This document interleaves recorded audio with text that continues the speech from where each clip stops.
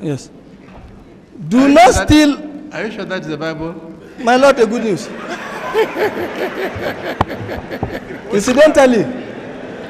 Incidentally, my Lord advised me. Can you read it? Incidentally, my Lord advised me, if I want to be an advocate in 1985, to be reading the Bible. Since then, I've been reading. And I want to prove it to him. Let me read it to you. Are you allowed to hold it? I believe in it as a Muslim. Oh, very good. Yes, it's all misunderstanding. Do not steal or cheat or lie. Do not make a promise in my name if you do not intend to keep it. That brings disgrace on my name. I am the Lord your God. Be honest and just when you make decisions in legal cases. Do not show favoritism to the poor or fear the rich. Do not spread lies about anyone. And when someone is on trial for his life, speak out if your testimony can help him. I am the Lord. Do not bear a grudge against anyone, but settle your differences with him, so that you will not commit a sin because of him. Do not take revenge on anyone or continue to hate him, but love your neighbor as you love thyself.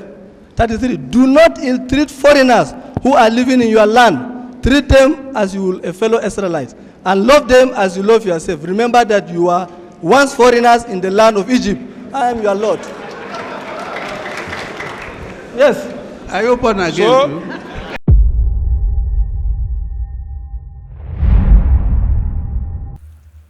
the Zangon Kataf crisis of 1992 in Kaduna State, Nigeria, was a violent conflict rooted in long-standing ethnic and religious tensions between the Atiap, a predominantly Christian farming community, and the House of Fulani, a largely Muslim group with historical dominance in the area.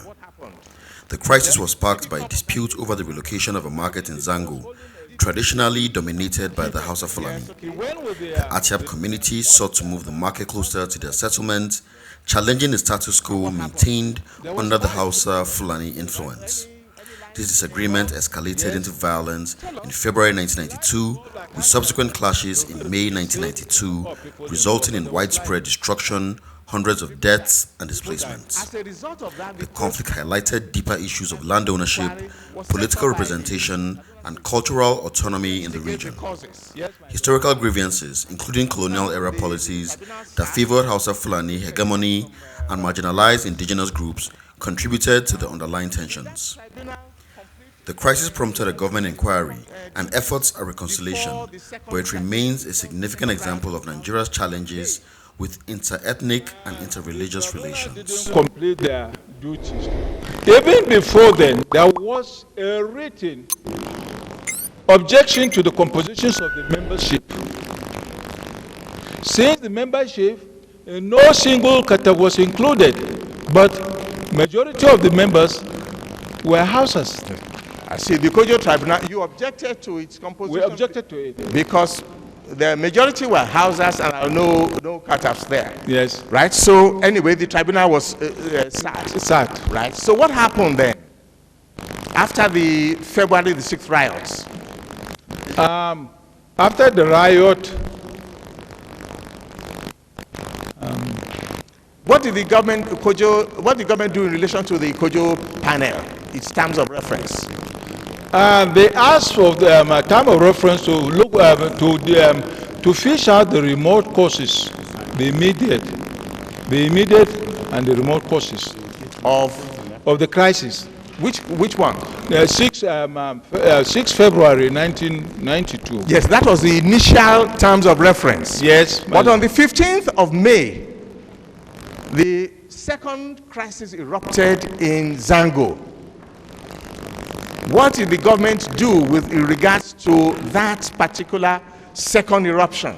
The government wanted Pujo to deal with that one, the second eruption. So the government extended the terms of reference of the Kojo panel to include the riots of the 15th of May. Right, okay. So so what happened? What was your reaction? The Kataf people objected to it. Yes. And they refused to attend that at that moment. Right, okay. Now, on the 15th of May, the riots broke out. Now, you were here that when General Lekot read out what we now all refer to as the jihad letter written on the 9th of May by a member of the Hausa community. Yes, my lord. So we won't bother to read it again. But it was, one copy was supposed to be endorsed to the chairman of Zangon local government. Yes, my lord. Right. Did you receive your own copy as chairman? I received my copy on the 14th of May 1992. You received your own copy on the 14th of May, the day before the riots. The day before the riot. So what did you do when you received your copy as chairman of the security committee? I immediately sent letters to the district heads around, my councillors, portfolio councillors, and the rest, for an emergency meeting. So you summoned an emergency meeting on the 15th. For the 15th, the following day. The following day. To discuss what?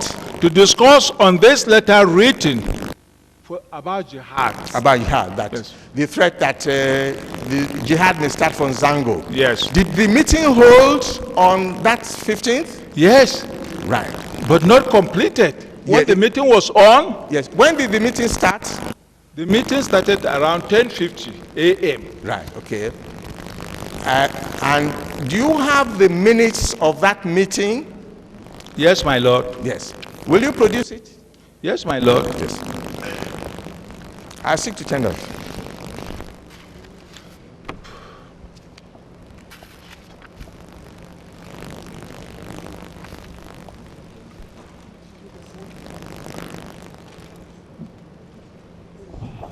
Minutes exhibit 5. Right. Give it to him. Yes, read it. I think it should speak for itself. Just read the essential parts of it. Those who are present. Minutes of Special Security Committee meeting of Zangon Kataf local government held on Friday, 15 May 1992 at VIP Guest House. Attendance. Mr. Julie B. Ayok, local government chairman, as a chairman. Mr. Stephen N. Bature, vice chairman. Honorable Balati Lekot, council leader. Honorable Ibrahim Osuman, deputy council leader. Malam Bala A. Dauke, a district head of Zangon Kataf, Koyambananzazo. Mr. S.C. Dogo, district head Angwarimi, Barawanzazo. Malam Nuhu Bature, district head Zonkwa, Mabudin Zazo. Mr. Bitus K. Ibrahim, a district head of Ikulu, Magayakin Zazo. Mr. B.D. Madaki, SB Divisional Police Officer Zonkwa. GZ Usman, SSS. B. Bako, SSS. Mr. Samuel Madaki, Kamanton District Representative. Major Sanke Techon, retired Madakia District Representative. Malang Audi Wishi, Village Head, Fadan Kamanton. Honorable Sunday Waje, Zangon Kataf Local Government Council Majority Leader. Honorable Cecilia B. Daniel, Zangon Kataf Minority Leader. Honorable Abrashi Mohammed, Ikulu Councillor.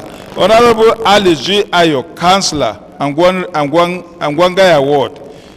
Honorable J. Mugu, Councillor, Gora Kataf Ward. Honorable Joshua Jang Jaman, Kamanton Ward, Councillor. Honorable Eric Musa Amadou, Councillor, Angwarimi Ward.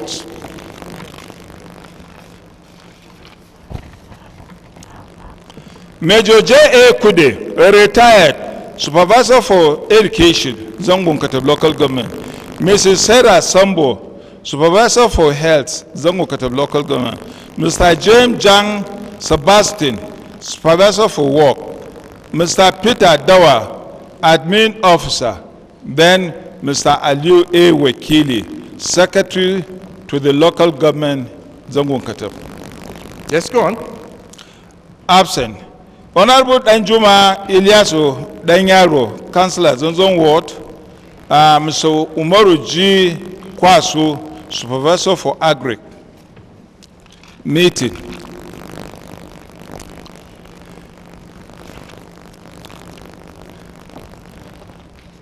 On the agenda on that day, I was having two things. things to discuss. That was the creation of more districts, but for that reason, I'm not going to read that. Instead, I'll just go straight to the jihad letter.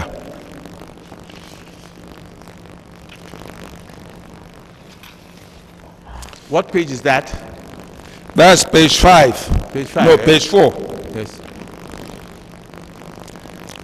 Page 4. Read. Threatening letter to the Sultan. A letter from Muslim group in Zangon, Kataf, dated 9 May 1992, with threats of staging jihad's holy war in Zangon, Kataf, was read out to the members and their views thought on the matter in view of its security implication in the local government, state, and even the federation in general. Many views were aired on the matter and finally resolved that the local government should view the matter more seriously and take prompt action by drawing the attention of the state government, Emirate Council, and law enforcement agents to it soonest. Members noted with much concern how the said letter showed levity on government and was breeding discord through propagating religious dichotomy at a very crucial point of the crisis in Zango over land. It was the candid view of the committee that the said threat, if not promptly checked, was capable of causing unpredicted consequences for beyond the local government boundaries. From the look of things, the said letter was deliberately functioning in that form with intent to incite the outside world against the local government people by exaggerating the matters. Break of violence in Zango, Kataf. At the time the chairman was responding to the above observations by a member on the threatening letter,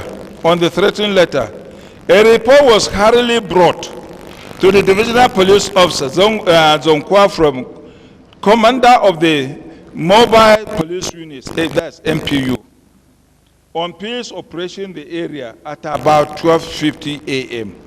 The report was page 5.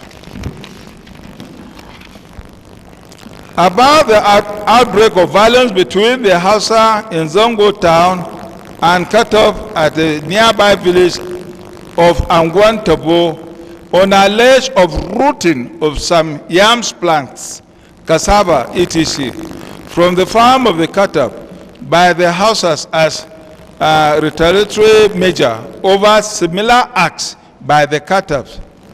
Both communities later converged on the area and turned the farm to a potential battlefield. So the police were making frantic efforts to stop the fight, etc. On hearing the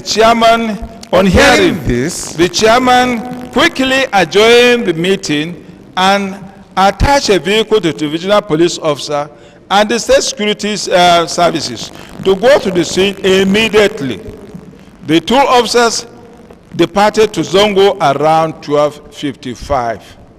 While the chairman, the district head, Zangon Kataf, followed them around 1:30 p.m. Closing. As a result of the disturbing nature of the report received, the meeting ended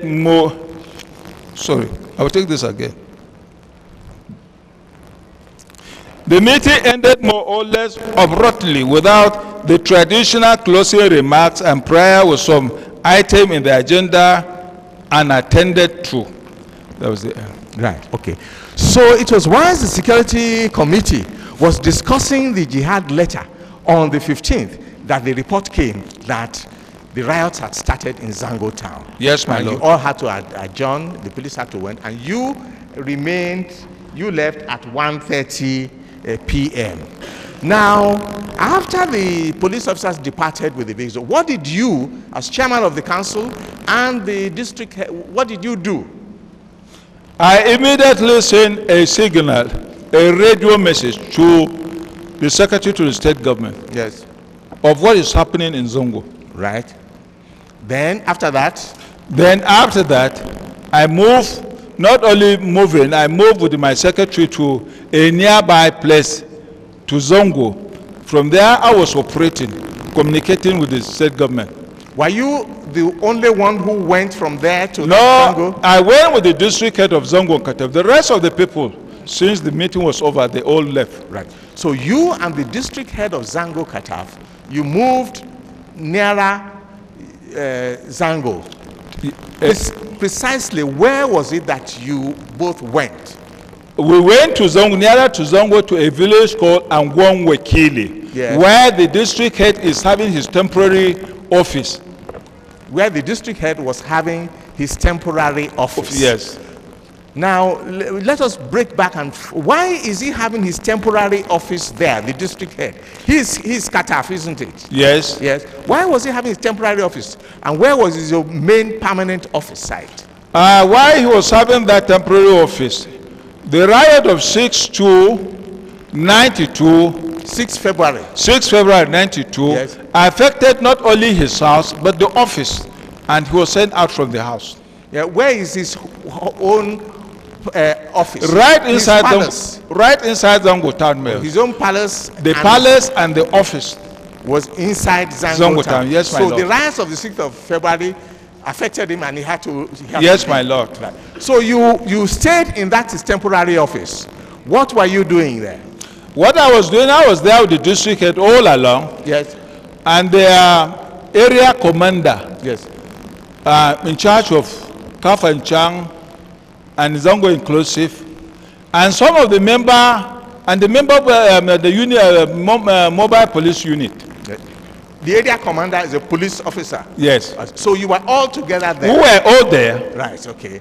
That was on the 5th. That day it broke out the 15th. Yes. Up to how long were you there for, and what were you doing from the 15th to the 16th to the 17th? We were there for 2 days. Yes. 15 and 16. Yes. As I earlier on said, I kept on sending radio messages to the secretary to the state government, informing them of the situation report. I see. Do you have? And to that extent, a part of this situation report, I regarded all this as SOS. Yes. Because the number of the mobile unit, which is just 50 men, 51, yes, and they can withstand the mobs. yes, They overnumber them. So I sent an SOS. So, my lord, one is really at a loss. I've been very patient listening to. Are we reviewing the immediate and the remote causes of Zangon Kataf? Reviewing this? Very patient. I've been very patient for the respect I have for learning senior advocate. Exercise more patience then.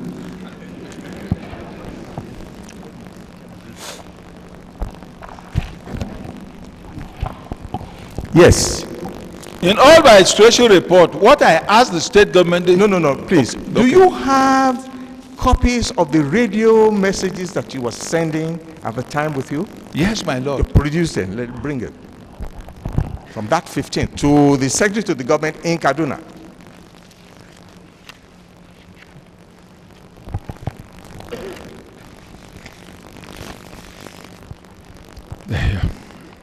Now, what I want you to do... LB 6, mark it and give him to read. Yes. Okay, sorry.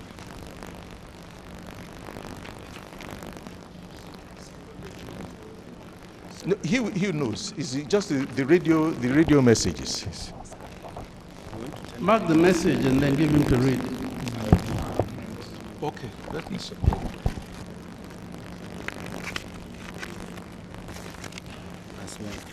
No, that's one. They're different. This one.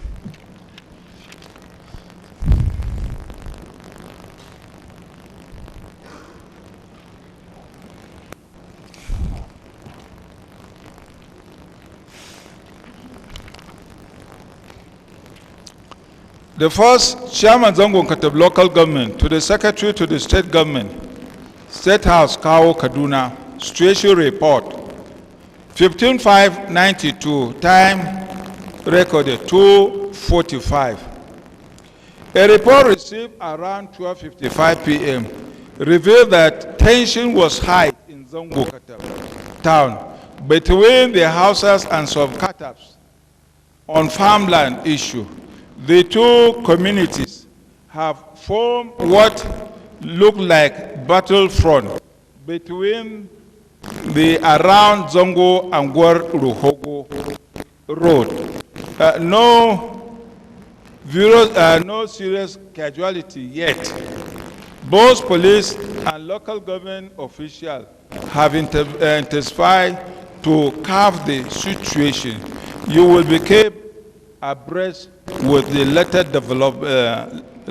development in due course, relayed by it. Yes, that's it. Yes, the next one. Oh, sorry.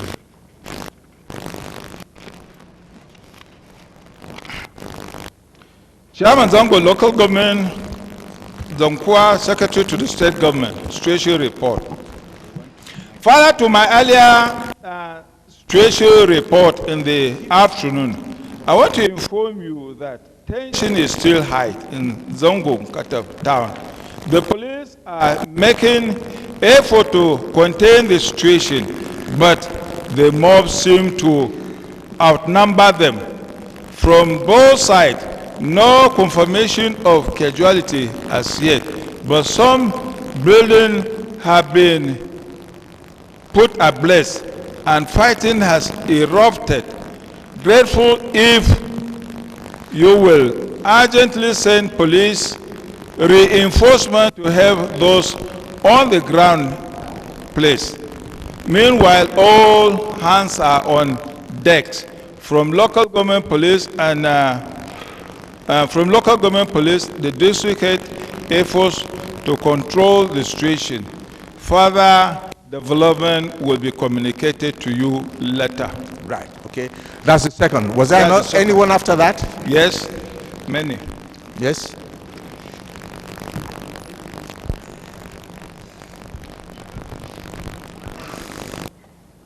Same from Chairman Zango local government to the Secretary.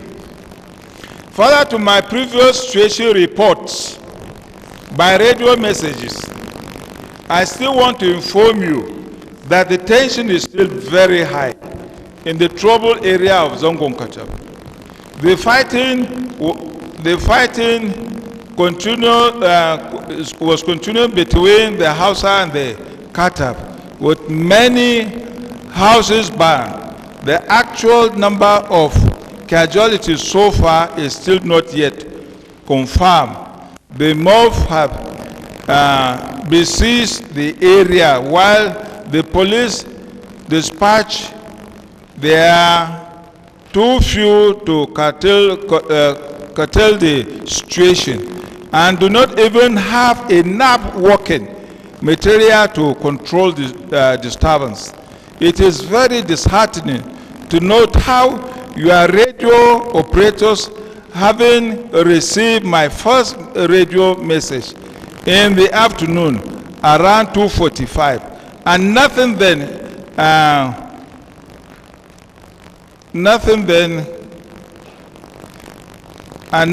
the government of the okay.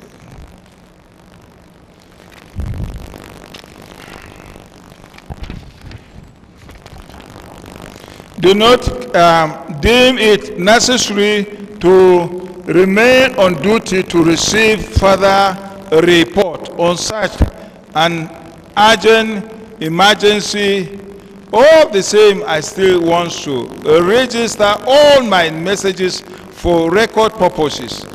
I am right now still hanging around the scenes of the trouble in the company of Assistant Commissioner Kafanchang, DPO Zonkwa, and their men, and as well as the district head Dongo, and some of my lieutenants from the local government. More report will be relayed to you in due course, but almost hesitated in sending the police reinforcement with adequate working material. What time was this that you sent this one?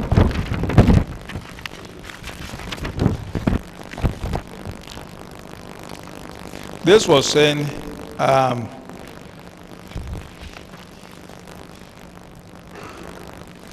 around 11:25. 11:25 p.m. a.m. On what date? 15.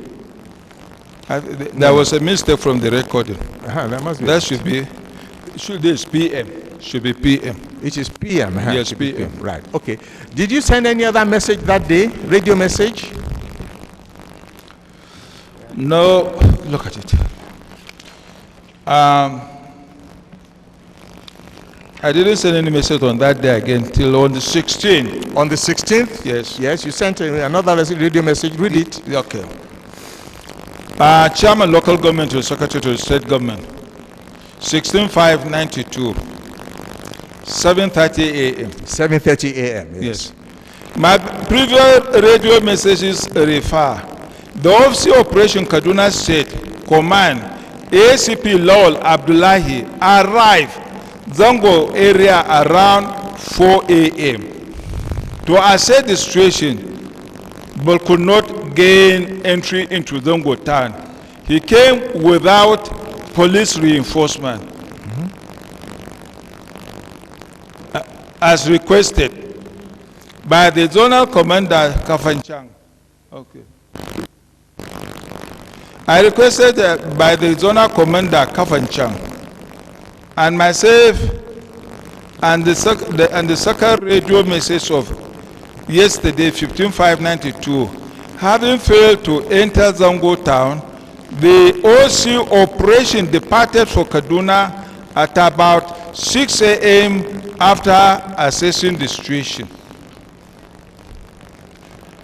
At the moment, there are only one mobile police PMM unit and 2 conventional units under the zonal commander. His 2 IC and DPOs on Kua.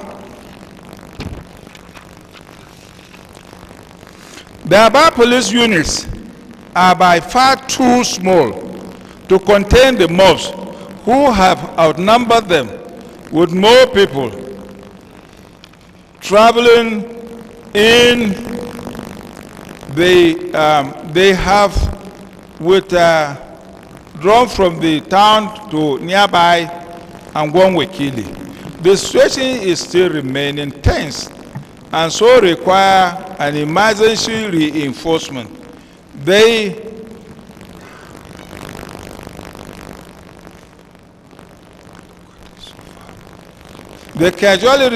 casualty recorded so far include both dead and wounded, but the exact number is yet to be confirmed. You will, however, be informed with further development, please. Yes. That was 7:30 a.m. on the 16th. 7:30 a.m. Was that the last one you sent? No. Yes.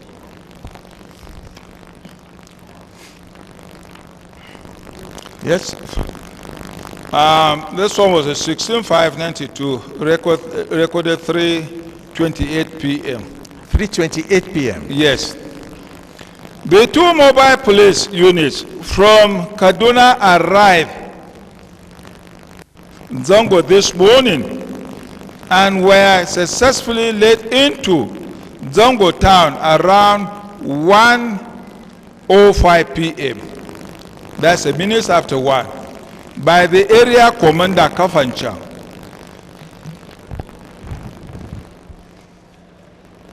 Then atmosphere is now getting calm following the intervention of the additional policemen. However, I am yet to get confirmation of number of casualties involved from the police. I am still monitoring the situation in casualty with the security officers and will keep you informed of later development. Right. Any more? Yes, my lord. Yes.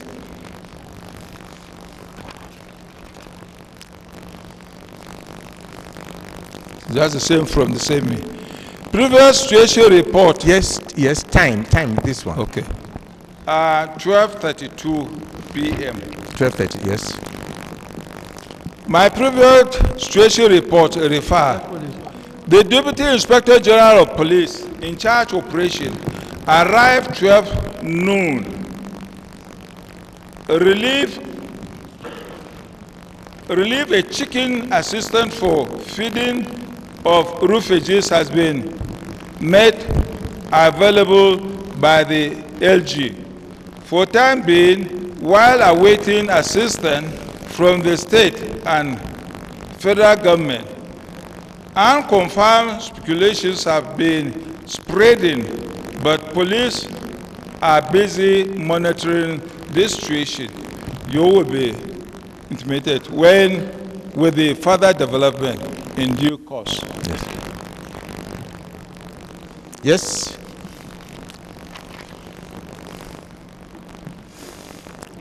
16/5/92, 7 p.m. Further to my earlier radio messages earlier in the day, I wish to inform you that all is relatively calm in the troubled area. The police have taken control round control. Roadblocks are removed while the mobs have been dispersed. The casualties are being taken to Zonkwa and Kafanchang Hospital for treatment. The OC operation CSP Lawal Abdullahi returned to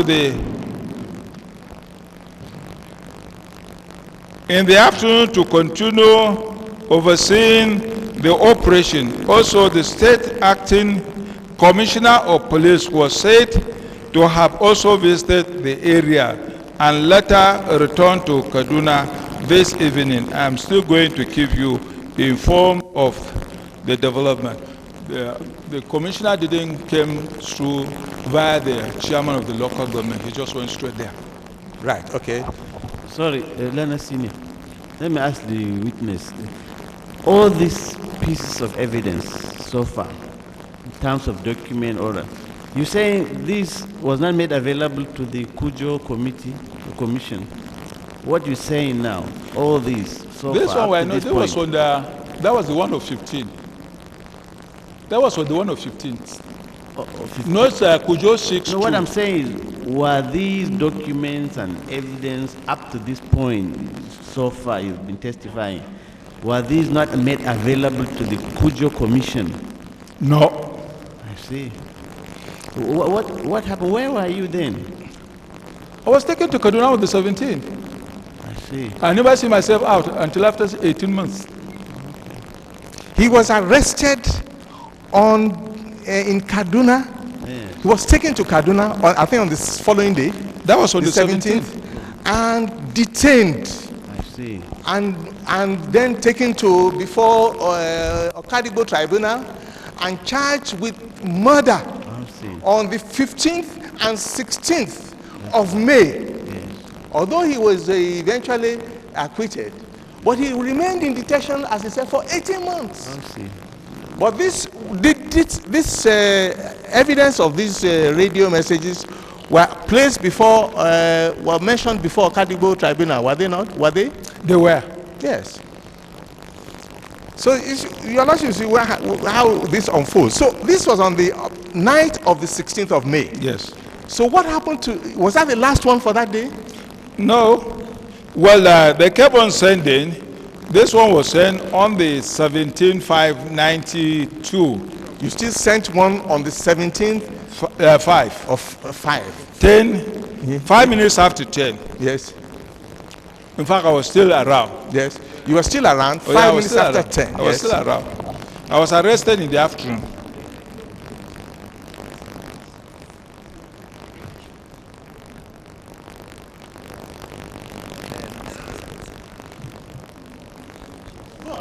Okay.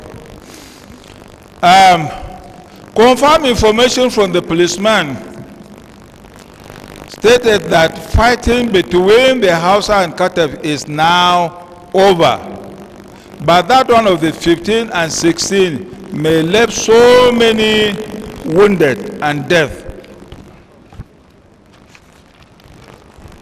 Writing the local government and outsiders, arrangement is being made by the area commander for a doctor to confirm the death.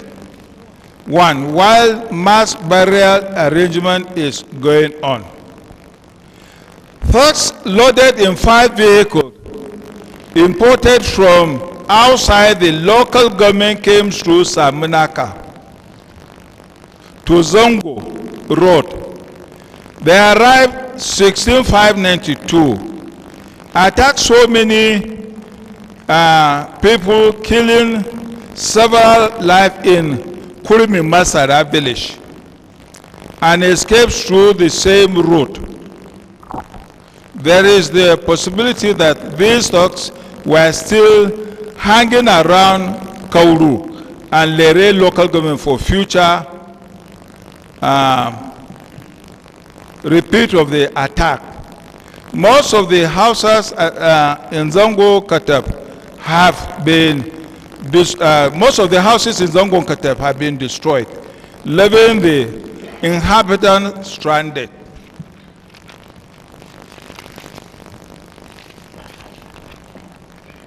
Now being treated as refugees.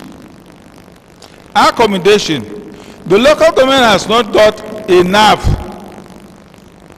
building to accommodate the refugees. I'm therefore appealing to the state government to allow use of the government secondary school, Zangon Kataf, as a refugees camp for time being. Feeding. The feeding of the refugees is beyond the scope of the local government. Hence, I am appealing to both state and federal government to come to our aid in this regard. General assessment.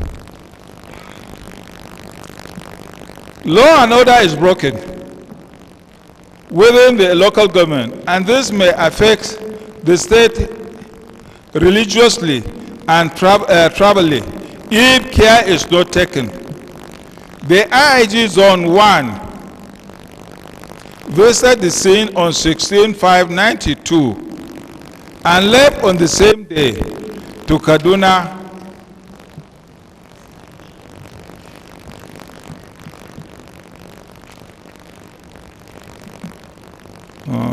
Police are walking around the clock doing a very nice job. Future development will be communicated in due course, please. Please treat the issue raised above with utmost urgency. Yes. So that was on the 17th? That was on the 17th. Right, okay. So what happened thereafter? Well, they were fed up with receiving my messages. The only thing is to wish me down to Kaduna. The what? The only thing is to arrest me and take me down to Kaduna. Yes, okay. Tell us how your arrest took place. I took the government representative to Zongo town to see. A government representative came from where? Kaduna. From Kaduna. To do what? To do what? To see what happened in Zongo. Right, and he came to you. They came to me. Yes. Met me in my office. That is on the 17th. That was on the 17th. Yes. And from my office to the Zongo town is not less than 20 kilometers. Yes. We drove down to Zongo. I took them round. Yes. They saw it. And then we came back to the office, not knowing that already a team of policemen, armed policemen, are there waiting for me to arrive for arrest. And then I was arrested, taken to Kaduna, police headquarters. In getting to the police headquarters, it was late, and then I was taken to the police mess. It was late about what time? That was around 9:10 in the night. Yes. So I was taken to the police officer's mess and kept there under arms guard. Yes. Till when? Till on the 19th, late in the evening, I was brought out from the police cell to police headquarters. On getting to the police headquarters, I saw my brothers, those in Kaduna and Zangon, 20 of them. I said, what happened? They said they were equally arrested. They were called for a meeting in the Zonkua, and from there they were bundled into vehicles and brought down to Kaduna. The next thing, an ASP came. Well, there's nothing we can do now. We will have to take you to the police station, Central Police Station. And all of us were marched to the Central Police Station. There, I had a cause to complain. Why? Always address I'm sorry. Yes. I had a cause to complain. Since we have not been eating, why? Then that late night,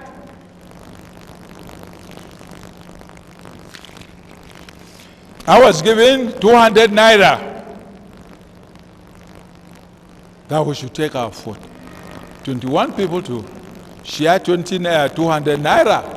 And it was even late. So we slept without eating. The following morning, same. Relative came to our aid when they heard that we were there. Then they started feeding us. While I was staying in the police station. Yes. From there, eventually, what happened to you? Eventually, we were taken to court. Were you only 20 people that came, that you saw at Kaduna? That came, that were arrested and brought to you in Kaduna? Those that joined me. Right, okay. It was later, more were brought. Yes. More were brought. Later, more were brought. Yes. Eventually, what was done to you? We were taken to a magistrate court, and still we were remanded to police custody. As we were remanded to police custody, they felt that the federal government, I would say, they felt that they are not happy with the situation. And then we were divided into various police stations, up to 5 or 6. We thought that we were going to remain there. The next thing was to get a decree that took us to prison yard straight. A decree, what do you mean? Number 2. I see. So you were served with detention orders. We were served with detention. And you were all taken Moved to prison and locked up. Until what time was it? Then what happened next that happened to you? The next thing was we were taken to court. Yeah, so okay. We were taken to court. At the time that you were taken to court, now, did you see your district head? You told us that the district head was with you in the temporary office, both at the meeting, in a security meeting, and at the temporary office where you were sending radio messages on the 15th and the 16th. Now, when did you see him next? The district head, all along we have been together. He was too arrested. He too was arrested? Yes, all along we have been together. Right, okay. And so you were taken before the Okadigbo tribunal? Yes, my lord. Right, okay. Now, all this time, the Kujo tribunal had its term of reference extended to include the riots of the 15th. Unfortunately, my lord, by then I was in the prison. I wouldn't know what was happening. You know what was happening. So you are then arraigned and charged. Now, you were the second accused when you were charged before Okadigbo tribunal. Yes, my lord. Right. Who was the third accused? Major Kude. Major Kude. Right. Tell us about Major Kude. Did you see him at all at any time when the crisis started? Major Kude, all along, we have been together as Abr.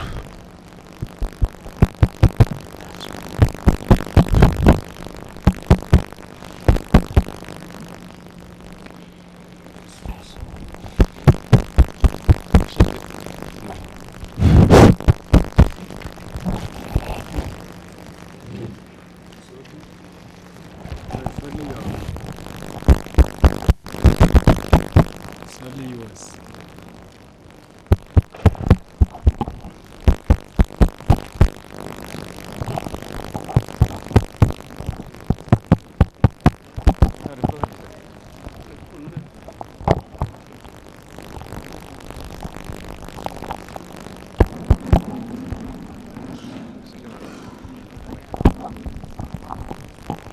Yes.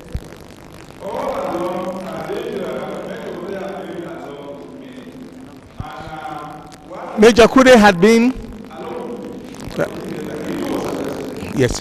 No, where do you know where he was on the 15th? He was with me in the meeting, the emergency meeting. He was with you. What was he? Is he a member of the local government? He was the Councillor for Education. He was the Councillor for Education in Zangon Local government. And he was, you say he was with you at the security meeting? Yes, my lord. Right. His name appears at page 2. On the top of page 2 of the last exhibit 6, the minutes of the meeting that you tendered. Yes. On the top of that page. So he was present. He was present at that meeting. At that meeting. Right. Okay. Now, so when I'm sorry, my lord. Yes. When we were still in the prison, on the 21st, information filtered in that my local government has been dissolved.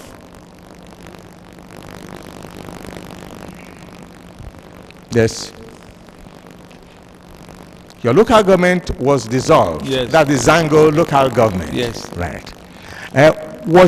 Were other local governments in the area similarly dissolved by government in Kaduna State at that time? Not at all. Yes. Kaduna local government was involved in the crisis. Zaria was involved, where people were brought from prison and killed. Ikara was involved. All this local government, none of them was dissolved. Yes. So what did you do eventually about that? Well, I got information. My vice chairman and the rest of the councillors took the case to, they wrote the then head of state, Babangida. I see. And so what happened? Nothing happened. So nothing happened. We don't even expect anything to happen. I see. So the term of life of that local government started on the 1st of January 1990. Yes, my lord. And it was to last for 3 years. 3 years. So when it was dissolved in May 1992, did it ever function until its term expired? An opponent party was asked to run the local government. A what? An opponent party. Opponent party, I'm referring to NRC, because the local government is being run by SDP. Right, okay. So what you're saying is that the local government was dissolved. Yes, my lord. Who was appointed? How was the affairs run?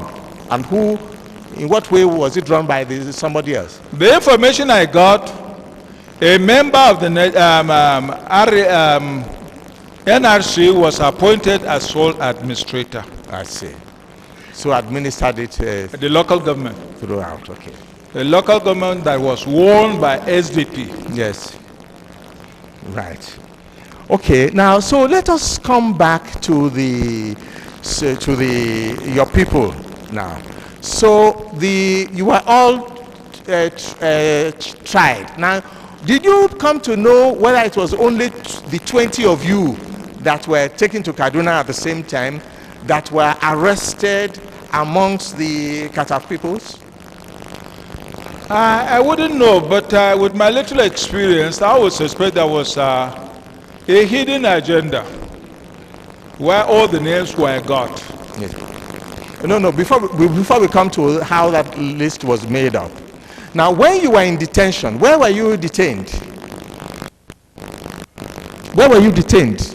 Right from only 17. Where? Police stations and then to Kaduna prison. Right. When you were in Kaduna prisons, did you see any other Kataf native of any importance there? Apart from 20 people? the district head, the village heads and some VIPs, important people from Kataf, were all equally brought to the prison. I see. Not only 20 of us. The additional one brought later. They were all still at the same time taken to the prison. Yes, about how many? That's what I want. You see, okay, we were about 61. About 61 people were brought. Yes. Yes. Who and who did they include? Tell us generally, so, and the type of people. All the districts, the district head himself. The district head of Zangon Kataf. Who is a Kataf man. And yes. the 8 village heads. The 8 village heads in Zangon Kataf. 8 village heads in Zangon Kataf. Yes. Well, in Zangon Kataf, we'll have 9 village heads, including the one of Zongo town. Yes. So he was not included. Only the Kataf. I see. There are 9 village heads in the district. In the district. Yes, my lord. 8 of them were Katafs. Yes, my lord. The 9th one is Hausa. The village head of Zango town. Yes, my lord. And he was Hausa. Yes, my lord. Now, was he detained too? No, my lord. I see. Right. Okay, go on. Pastors and reverends were brought. The Kataf elite were brought. Right. Okay. Now let us come to the Okadibo tribunal. Yes, my lord. Now, you were charged with before the Okadibo tribunal with yes, okay, unlawful assembly, riots, and so on the 15th and 16th of May. Yes, my lord. Now, how many of you were charged? In our own syndicate, we were 7. Because we were divided into syndicates. Yes. But our own syndicate were 7. Right, okay. When that trial commenced before Justice Okadigbo, how did the trial go and how did it end? Well, it was just a hostile trial. Yes, okay. Well, the point I want to make now is that did the prosecution call evidence? They did. They called up to 12. They called up to 12 witnesses. Did they close their case? They did. They closed their case. Yes. Did the defense open? Yes. Did you defendants? You called witnesses? Yes, we did, my lord. How many witnesses? Only 9. You called on up to 9. Yes, my lord. Now, what happened when you called? Was that all the witnesses you had? Not at all, my lord. Okay. At the time you called the 9th, after you called the 9th witness, what happened to the trial? All our lawyers, with the ill treatment they were receiving from the court, they decided to leave us alone. No. Please, first of all, before they left you alone, yes. Did the trial continue after you? The prosecution continue after the called your 9th witness? The first stage, the lawyer later were asked to go because the evidence against us for unlawful rioting and all the rest will not hold ground. Yes. Okay. Can I that wasn't the trial stopped and the nolle prosequi was entered? Yes, my lord. So when that happened, what happened and what happened? We were rearrested. You were rearrested and taken to the prison yard, Kaduna. And taken to the prison yard. And then what happened after that? They brought some fresh charges, including culpable homicides, abating and all the rest. They then brought fresh charges involving. They added more. They added at the initial stage. We were only charged for. It was a nolle prosequi. Yes. It was a nolle. Yes. And after the nolle, they revived the nolle. Yes. And added fresh charges. Pardon, my lord. No, I think that is how. Yes, fresh charges were brought. Yes, my lord. And in respect of the same facts, but charges of culpable homicide were now added. Right. Okay. So at that stage, your lawyers made their submission, and eventually what happened to the trial? The trial, the trial continued. Yes. So were your lawyers there? The They second were trial? not there. Right, okay. They were threatened of being taken to prison. All right. Okay, so they tell were- right. So tell the lawyers and members of the tribunal how the trial happened. What happened? Did you give evidence? Did you, the defendants, give evidence in that case, and so on? Did you? Are the records available? My Lord, that is why the National Judicial Council and the Cabinet Office and so on have been issued. Are they available? We hope they will bring it this time, because we have been writing. You appealed for them, did you? We applied for it. Yes. Are they here? They have brought the records. They are searching for the records. They are still searching. How many years now?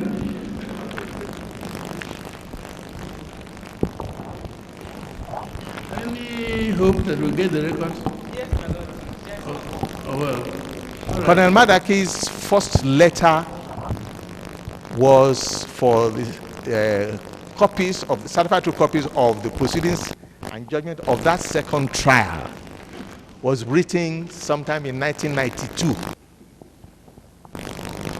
and the Attorney General replied. They referred him to the Secretary to the Tribunal, and he was and it was never supplied to us. What about your appeal? It's still pending. The appeal is still there, but the application. Is it time barred now? No. It is still in the Supreme Court. It is only our application for stay of proceedings of the Okadibo Tribunal pending the hearing of our appeal to the Supreme Court that the Supreme Court never had until after they were sentenced to death. But we'll bring evidence of that one later. But that is why we don't have it. Maybe it may be neater for us to wait for those proceedings to come. But he can give his own version as a layman. How soon do you think they will come?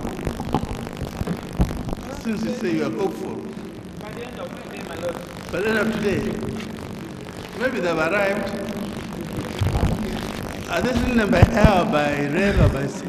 My Lord, they're in Abuja here. They were around yesterday and this morning. They said they are making frantic efforts to locate the record of proceedings. Since 1992. Well, we only... My Lord, they make note of one of the defects in the system, that somebody should be asking for records for 10 years. Yes, my Lord.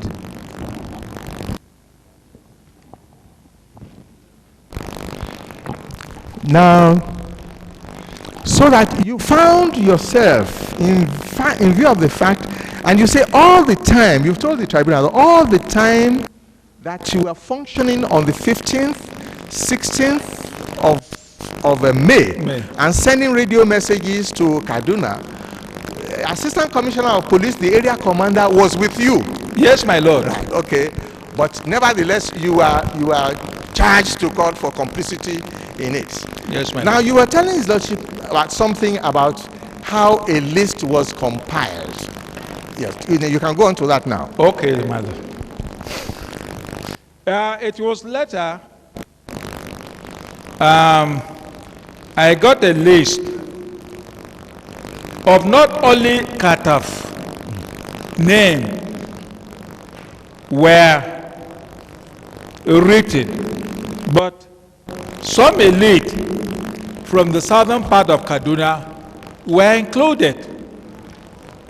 And then there was communication between the then Commissioner of Police, Adoe, who was handling the case right from the federal headquarters. They cleared so many of us who wanted, and the letters were sent to the rest command for anywhere any one of us is saying should be arrested as a wanted person. Now, okay, let us look at the first letter. The one to which was attached an earlier letter. Yes. This letter was addressed to the sole administrator, Zangon Kataf local government Zonkwa.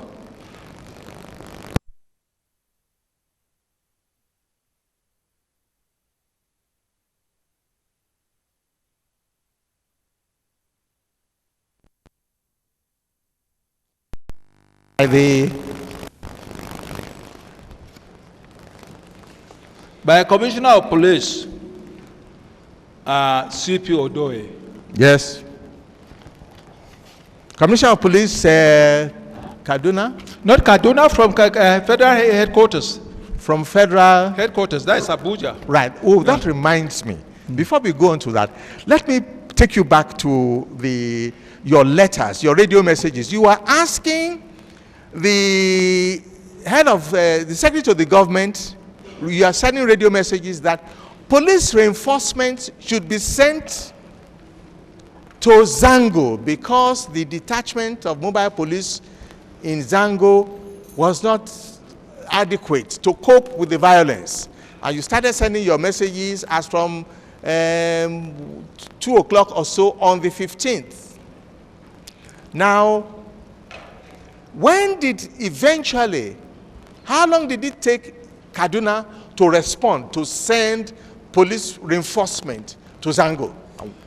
2 days. It took them 2 days for the police reinforcement to get there. Now, who was the substantive commissioner of police in Kaduna at the time? Kaltungo. But by then, he was away to Jos on a cost. Kaltungo was at that time the substantive holder of the office, and he was then away in Jos. Yes. Who was it that was acting, that was sent to act for him? Late AIG Daura. The late Assistant Inspector General of Police? Yes, my lord. Where was he based? Kano, my lord. I see. He was sent, the AIG came to Kaduna to act for his subordinate. Yes, my lord. Right. Okay. Now, who else came to Kaduna at about this time? The retired Inspector General of Police in the name of Kumasi. Retired? Yes. By then he was a deputy Inspector General of Police. All right. So, Deputy Inspector General of Police, I don't know his first name, Mr. Kumasi, yes. then Deputy Inspector General of Police, now retired IG. You said he also was posted to Kaduna at that time? Yes, my lord. What was his rank? Deputy Inspector General of Police, my lord. Where was he based normally? Abuja. He was based in Abuja. Yes, my lord. So he located at about that time. Yes, my lord. Right. Okay. So, but notwithstanding that both of them were in Kaduna, and you were sending these radio messages, nothing was done for 2 days. The only unfortunate part, it was not sent to them, but sent to the secretary to the state government. Right, okay, it was sent to the secretary, but there was no reply from Kaduna. Nothing. No response from Kaduna. No response right, from Kaduna. Okay. Now, so let's go on to this, your letter then. I have a letter written to the sole administrator who was helped to succeed in affecting his civilian coup. He was Hausa, wasn't he? No, he is not. He was not. Eh? He is a Jaba by tribe. A what? Jaba. Jaba, I'm sorry. By tribe. Right, okay. Sorry, I thought it was Hausa. Yes? The names sent to him are 62. Yes. 62 names. Sent to him. Tell us what the letter says now. Mr. Adam Abagai, Principal Government General Secondary School, Jankasa. Yakubu Ganda, Social Welfare, Zongo Kataf Local Government. No. Read the letter. Read the letter. Okay. Oh, I'm sorry. May I refer you to the recent Zango Kataf riot of 15-17 May 1992, and have to inform you that the underlisted suspects against whom allegation of participation in the killing and arson, which could annul in the riot, were made evident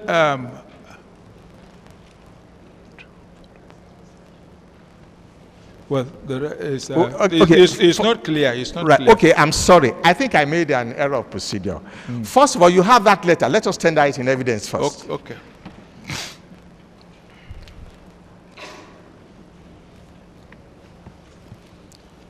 So these were letters directing that people should be arrested. Yes, my lord. Right, okay. Exhibit would that be? I know. 10?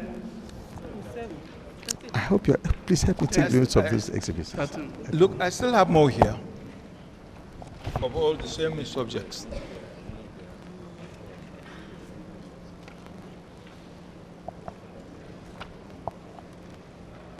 Yes? The second one, the writing is not clear. Yes? Were made evident. The writing is not clear here. Yes. If I'm allowed, let me just go ahead calling the names. Mr. Adam Bagay, Principal Government Junior Secondary School, Jankasa. Yakubu Ganda, Social Welfare, Zangon, Kataf Local Government. Munati Dala, Works Department, Zangon, Kataf Local Government. Stephen Kulikiep, Personnel Department, Zangon, Kataf Local Government. Philemon Zameni, Information Department. Marcus Ayuba Tache, Works Department.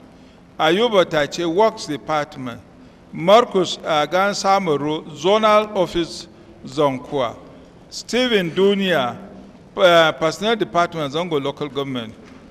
John Nache, Project Samuru Kataf. Silas Garba Jankasa, Manchok. Malamawe, Jankasa. Bakosane Awok, Jankasa.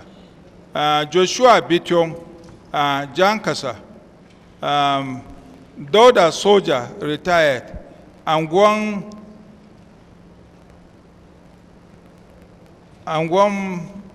well, anyway, this is not clear. KK Zamini, Augustine Adam, Government Secondary School, Zangon Kataf. Mr. Woji, Director of Finance and Supply, Ministry of Works, Kaduna. Jonah, Ministry of Works, Kaduna. Daladi Bala, Ministry of Works, Kaduna. Major Kaka, Damini. Akama Yaya, Magamia. Marcus Shakari, retired, Magamia. Damini Agwen Ruhogo. Ishaya Magamia, Gajere Dabo, Abu Philip Bagudu, Francis Aboy Mutua.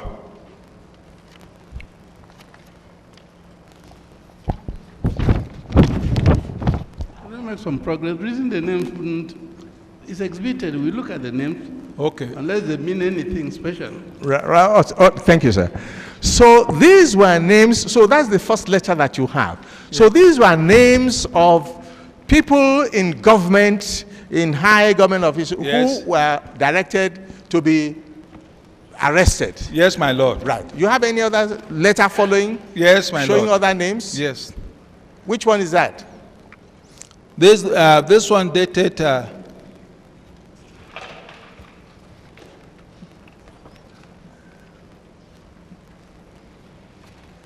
3rd September 1992. Yes. I seek to tender it, my lord. Written by who? Written by Odoye, CP. To 14.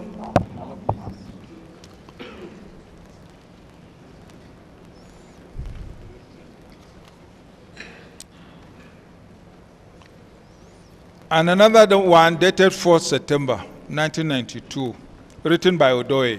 To whom? All the letters, so that we tender them at once. Okay. How many of them? 3. All right. Right. Look at the last was exhibit 14. 3. Then after that, anyone? No, that's all. That's all, my lord. After 14, none? None. After Supporting the last. Yes. All right. Please mark them and tell us. How many names in all? Yeah, all right. Tell us the name in each exhibit. Yes. How many names in each exhibit? In each of them?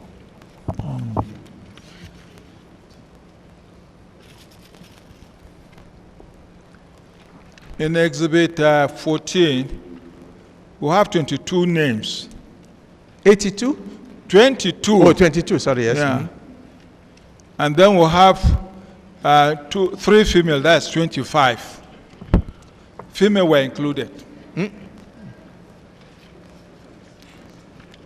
Yeah. Yes, the next exhibit. 14, eh? Okay, that's all right.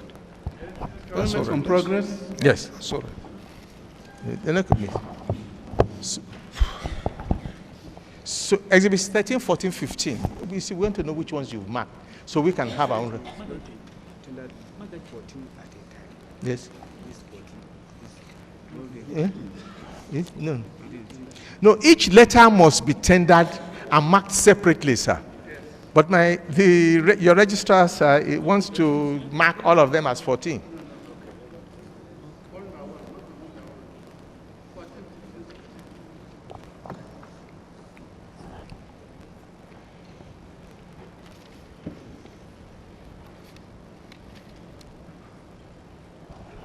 Yes. Yes. Some people in Kaduna sat down and wrote lists and they were arrested. All of them arrested? Some of them were arrested. Some not all. Not all. Those who were not immediately got were declared wanted. Yes. And their names were sent to the various commands. So look at the exhibits that are marked now. How many names on exhibit 14? So many. Exhibit 15? So many names. Exhibit 16? So many names. That's why we move on. Yeah, this 15. This, what is this? 13, 14, 15. In exhibit 13, we'll have 62 names.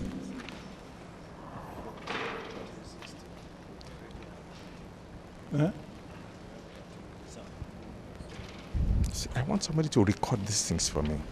Yes.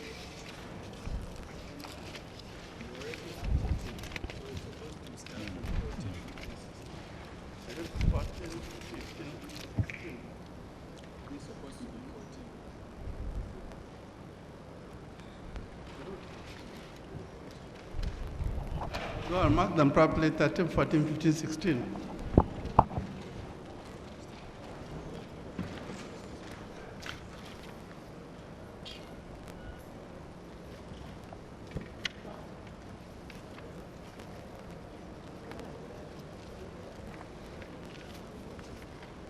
Well, 14. Okay. I have the right. In exhibit 14, we'll have 62 names. In exhibit 15,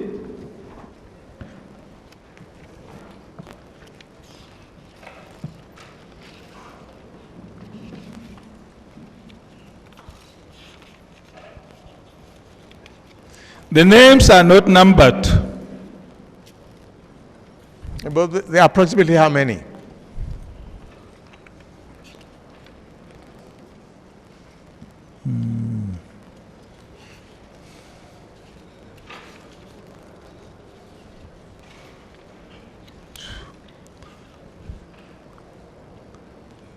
There will be about 60 to 70.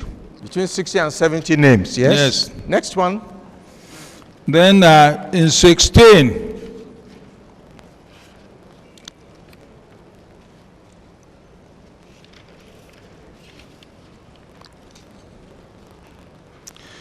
(22 males and 3 females, making it 25. I see. Right. So even females were included. Yes, my lord. Right. Okay. Now, in the performance of your duties, since you became chairman of local government. Apart from the radio messages that you have produced and referred to, did you do anything on a regular basis, as in your position as Chief Security Officer, to keep Kaduna informed of the security situation in Zangon immediately leading up to these riots? I did, my lord. Yes, okay. So what was it that you did?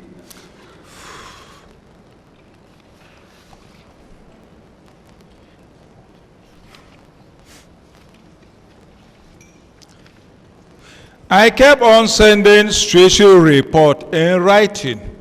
Kept on sending security reports in writing? Yeah, copying those that to whom? To the governor.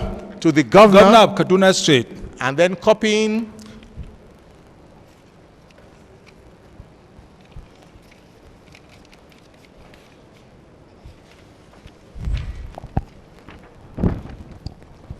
The Commissioner of Police, the State Director of Security, and His Royal Highness, the Emir of Zangon.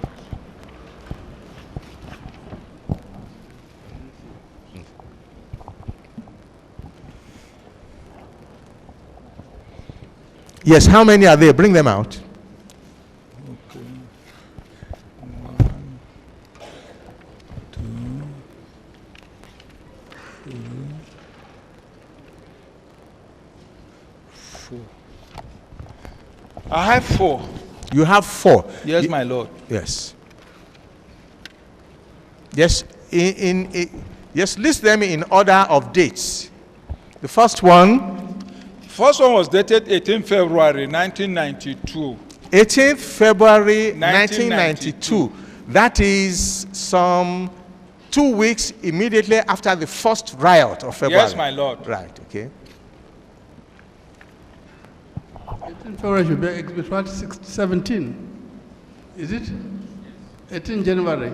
18 February, my lord. February, rather. What Yes. exhibit would that be? 17. Yes, okay. The next one? The next one was on the 31st March 1992. Second report, 31st March 1992. 18. Exhibit 18.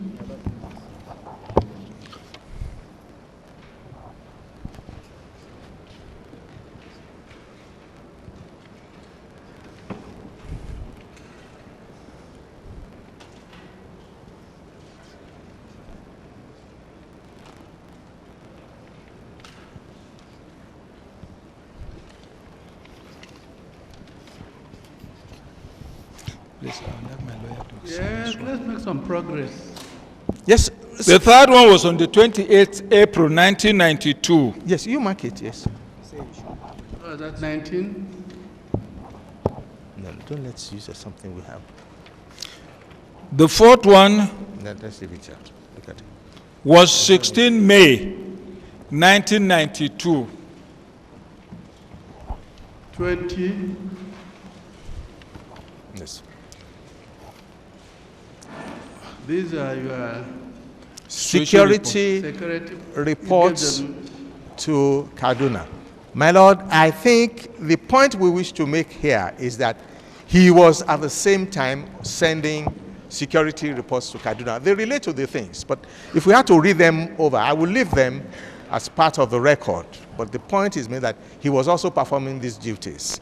Now, before we close your evidence, I just want you to take you back to the Okadigbo Tribunal, the second trial. After you are discharged, you are rearrested and charged culpable homicide and so on. Now, did any one of the accused persons, was any one of the accused persons represented at any time by counsel at this second trial? Not at all, my lord. Right. We refused that. Yes. No, your lawyers had withdrawn. They did, my lord. From the trial when they started that second action. Yes, my lord. Right. Okay. Now, so how did that trial go then? Did any one of you give evidence at the trial?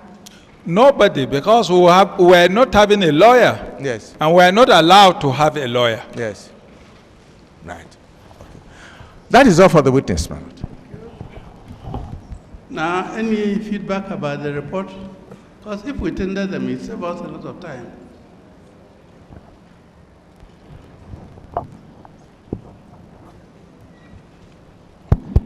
No feedback. My Lord, the officer was here this morning and he told us that the secretary to the federal government directed them to make every effort to locate the report. We believe they are still searching before the close of the day.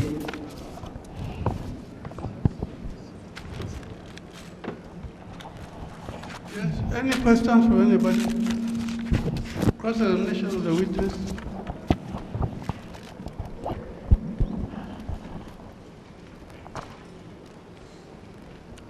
ACP JB Ayok, recently you were involved in reconciliation of the Katafs and the Hausa Fulani community. No, recently, it was 19... Since 95, yes. Yes. Up to recently. Yes. Yes. I was involved. Yes. You signed the Committee for Reconciliation headed by AVM Moazu. Yes, I did.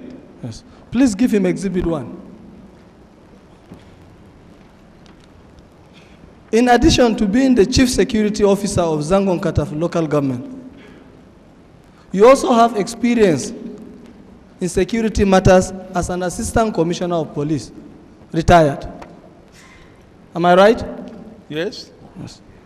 Now, look at page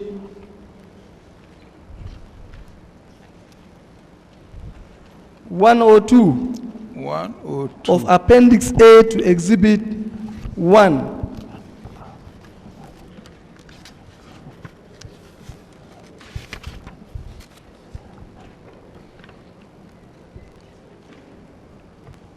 Have you seen it? Not yet. Page 102 of Appendix, Yes, sir. Part 2. Get it.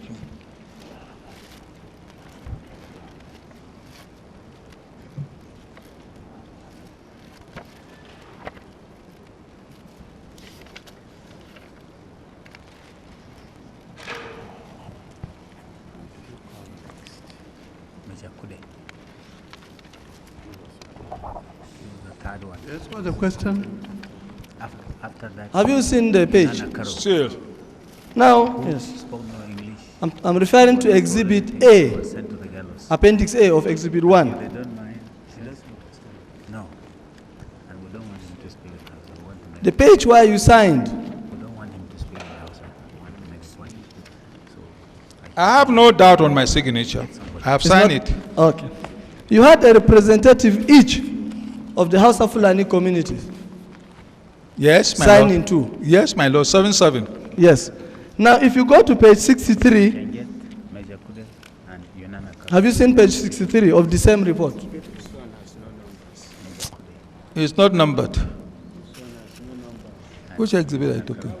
No, the addendum. Like to take one shell. The addendum. Give him the addendum, please. Yunana Okay, Exhibit 2. Yunana Okay. It's one by our record, man. Karao. Please fast. We don't have the time to And so put Shelley. waste. Timothy Adam. Yes, he's the one. The inspector. The third one. Now, these two will chronologically follow this because we were in the same syndicate. You are referring to ingredients of reconciliation. Yes, ingredients, my lord. Yes. Who and I both plays in English. Have you seen it? He was not told You say what page? the gallows. Page 63. 63. Yes. Part 2. I Yes. can be told to separate. What this thing is this now? Part 2. Yes, I've seen part Yes. 2, page 63. Yes. In that report, you identified the ingredients of reconciliation. Correct, my lord? Yes. You listed in items 2 to 6 amongst this: land ownership dispute, status of Zango Kataf town, accessibility to farm grazing lands, payment of compensation, recognition of local leadership, release and publication of the white paper of Justice Rahila Kujo Commission of Inquiry. And finally, at page 65, this was what you found. Are you on page 65? Yes. The committee recognizes that reconciliation between the two communities will not be complete unless the dispute over ownership of farmlands surrounding Zangon Kataf town is amicably resolved. I take off from there. Yes. Now, you told this commission that the Zango market existed for 200 to 300 years. Yes, my lord. Who are those running the market? Pardon? Who are those running the market for the 200 to 300 years? The houses and the Kataf. Yes. It's a joint market. The houses and the Kataf. And the Katafs. Yes. Now, again, look at same exhibit at page 19, not the page annexure, not the annexure. 19. Yes. That's the main petition signed by Zamani Lekot. Yes, I've seen page 19. Yes. From after May 1999, immediately, it is written, for instance, have you seen what I'm reading? For instance, in addition to the reconstruction of the houses and the appointment of a district head for Hausa, Kit, and Kin, their farms have been returned to them. Compensation for land acquired by government for overriding public purpose is being worked out for them. For the Atiap Katafs, the site for the chief's house has now been properly located. Now, this compensation for overriding public interest, do you know it? I suppose not to know. No, do you know it? Because that was what we agreed upon. Yes. Whose lands were acquired for that compensation? The houses. The houses? Yes. The houses' lands were the ones acquired? For compensation, yes. Has the compensation been paid? I don't belong to the government anymore, so I don't know. What is the overriding public interest? You also don't know? I don't know. Yes. Now, if you look at your Exhibit 4, the map you tendered this morning. Yes. You showed the Hausa are surrounded completely by the Katafs. Yes, my lord. They only exist in that cycle. Is that true? Yes. Now, since you have acquired their lands for overriding public interest, which you do not know, and you have also identified in your report that land ownership and farm is a problem, where will the Hausa communities farm? At the central to the resolution of the conflict, where will they farm? Okay, if I'm to take you back, we have two places there. Yes. Already there was a land given by the Kataf to the houses. Yes. In 1920, yes, while the late Emir of Zaria, that is Jafaru, may so rest in perfect peace. Yes. When he was the district head, you know what it was, 1992. He was all the almighty as a district head. He in 1992? Yes, 1920. He can do and undo. Yes. And how old were you, sir? In 1920, how old were you? Was I born? Okay. Go on. So, anyway, to make it clear to you, I was born in 1934. Thank you very much. For you to pay compensation to any Nigerian, he must have owned the land first. Isn't that so? Yes. Are you telling this commission that the houses haven't lived in Zango for over 300 years? Their land for which government acquired for compensation is still not their lands? How can? Thank you. How can? I was wondering. Yes. Yes. Now, the relocation of the site for the chief's house to Zango Kataf. You are aware when the chiefdom was created, an edict was promulgated by the Kaduna state government, specifically designated the capitals for each of the chiefdoms. I will be happy to see that edict from you because I have not seen it. All right.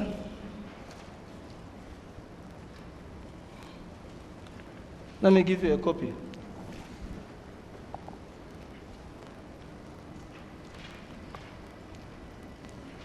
Thank you. Have a look at edict number 7 of 1995. My Lord, I seek to tender the Kaduna State Creation of Chiefdoms Edict.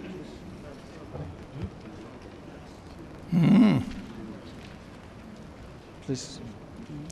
Yes, I've seen it. So the Into state evidence. yeah, the state. 21. Okay, I'm See coming. what it says.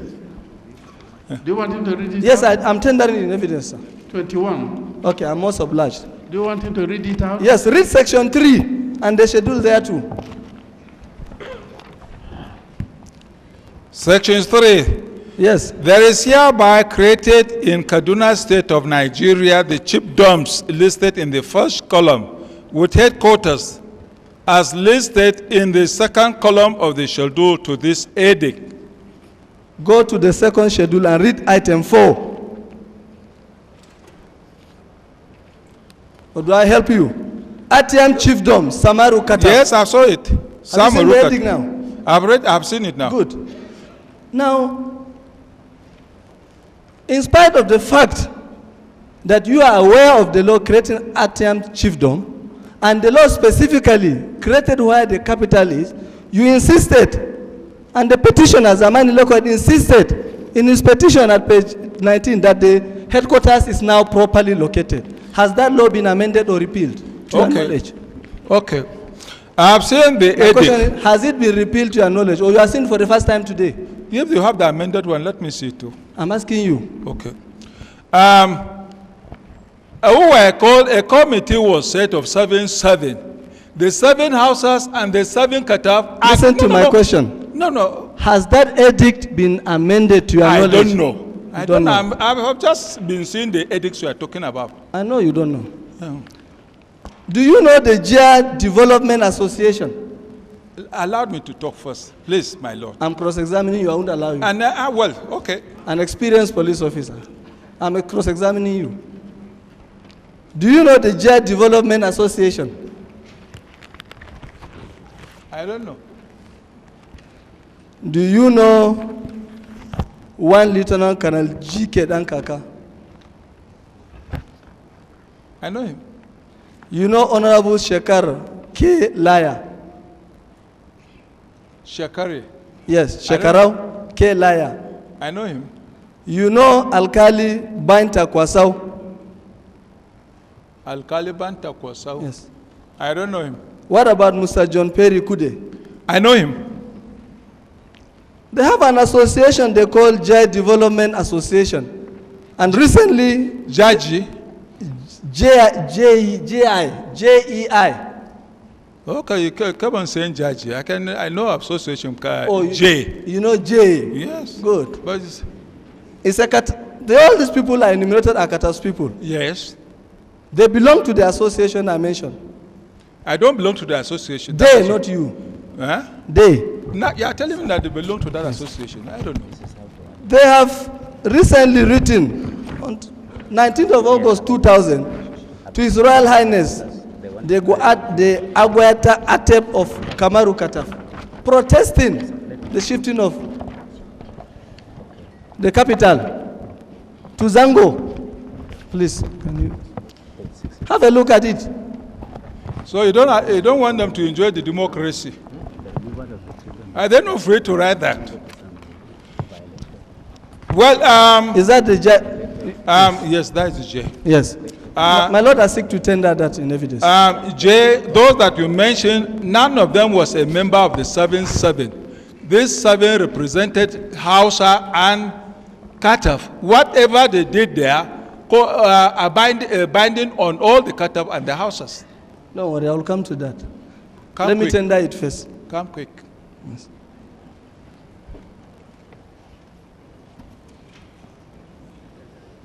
Yes, let them mark it. Exhibit 22. Please give him Exhibit 22 after you mark it. Could you please read to this commission Exhibit 22? Okay, why not?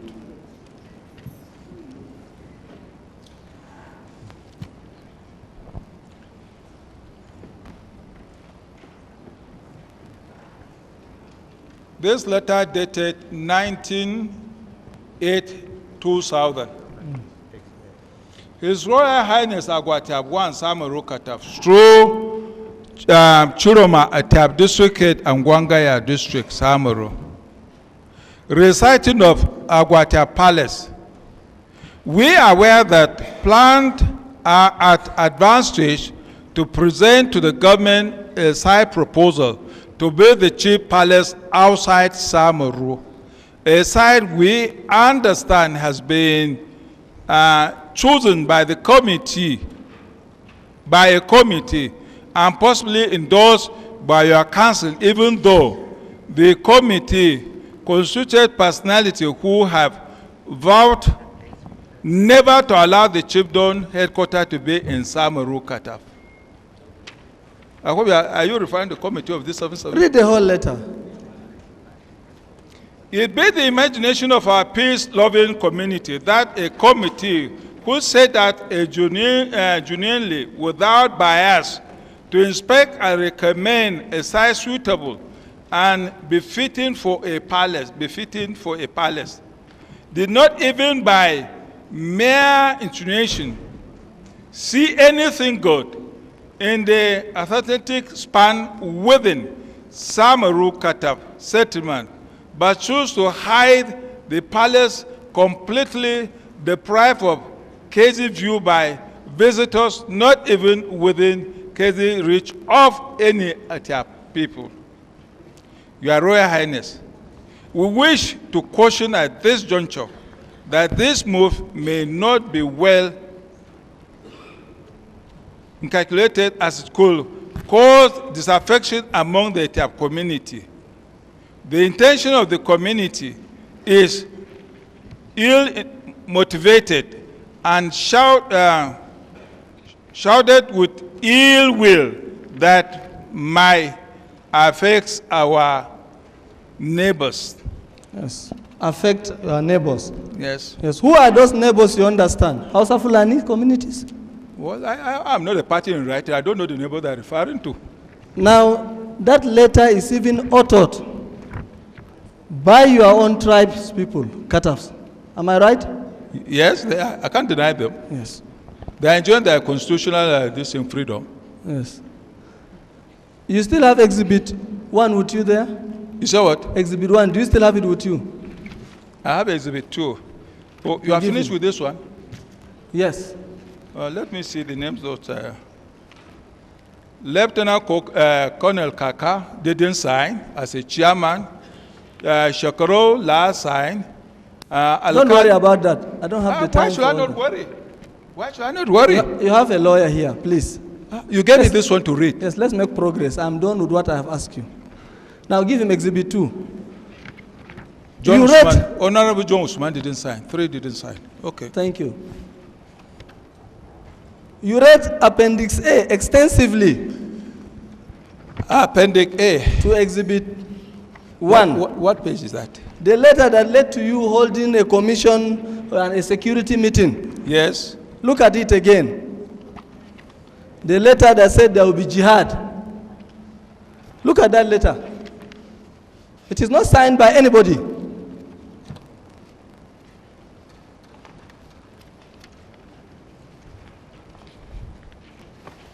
Please assist him. You call a security council meeting of your local government in respect of a letter threatening jihad from the Nigerian aid group of Jama'atul Izalatul Bidya. Look at that letter. It is not signed by anybody. Is that true? Signed or not signed is a threat to security. My question is it signed by anybody? I'm still to see it. What is this? Yes, look at it. It's not signed by anybody.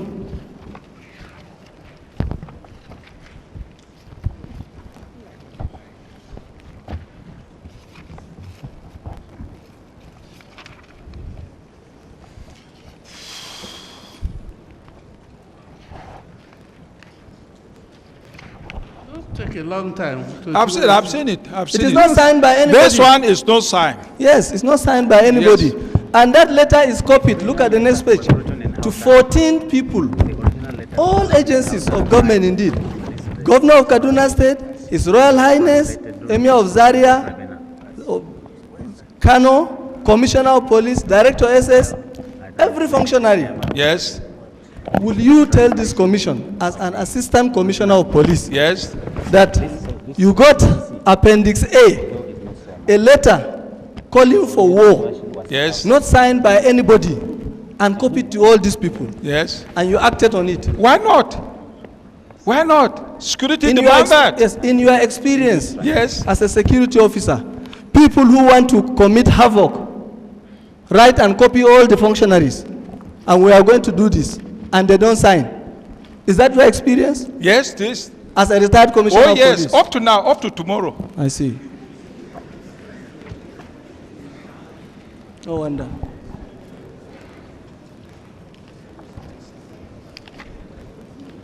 Did you fish out? After you called, did you find out the unsigned letter? Who wrote it? Did you find out? It came to me officially, sign or no sign. Sign or no sign? It came Yes. officially. Yes. Now, contrary to your assertion, you had a DPO in Zonkoa. Correct your statement. I can't be a chairman and be a DPO. No, you had a DPO for your local government. Yes. You are fully aware that the DPO wrote a signal, which is part of the evidence before the Kujo Commission, that the crisis that led to the second crisis of Zangon Kataf in May was as a result of the meeting held by your people during the Easter break. Oh, that's so? I'm telling you, I'm putting it to you. Oh, thank you. That is the position. Thank you. You did not know. I will take security interest on that. Yes, who was your DPO? There were many. The DPO during the time you had the crisis. I can't remember his name. I can't remember it. 9 years now. He was part of your security council. Yes. You don't remember his name? I can't remember him. But you remember Major Kude was part of your security? Major Kude is a Kataf. And we've been together, we've been in prison. Yes, he was part of the security. Oh, yes. Sir, do you remember attending a party celebrating the release of Major Kude? A party? Yes.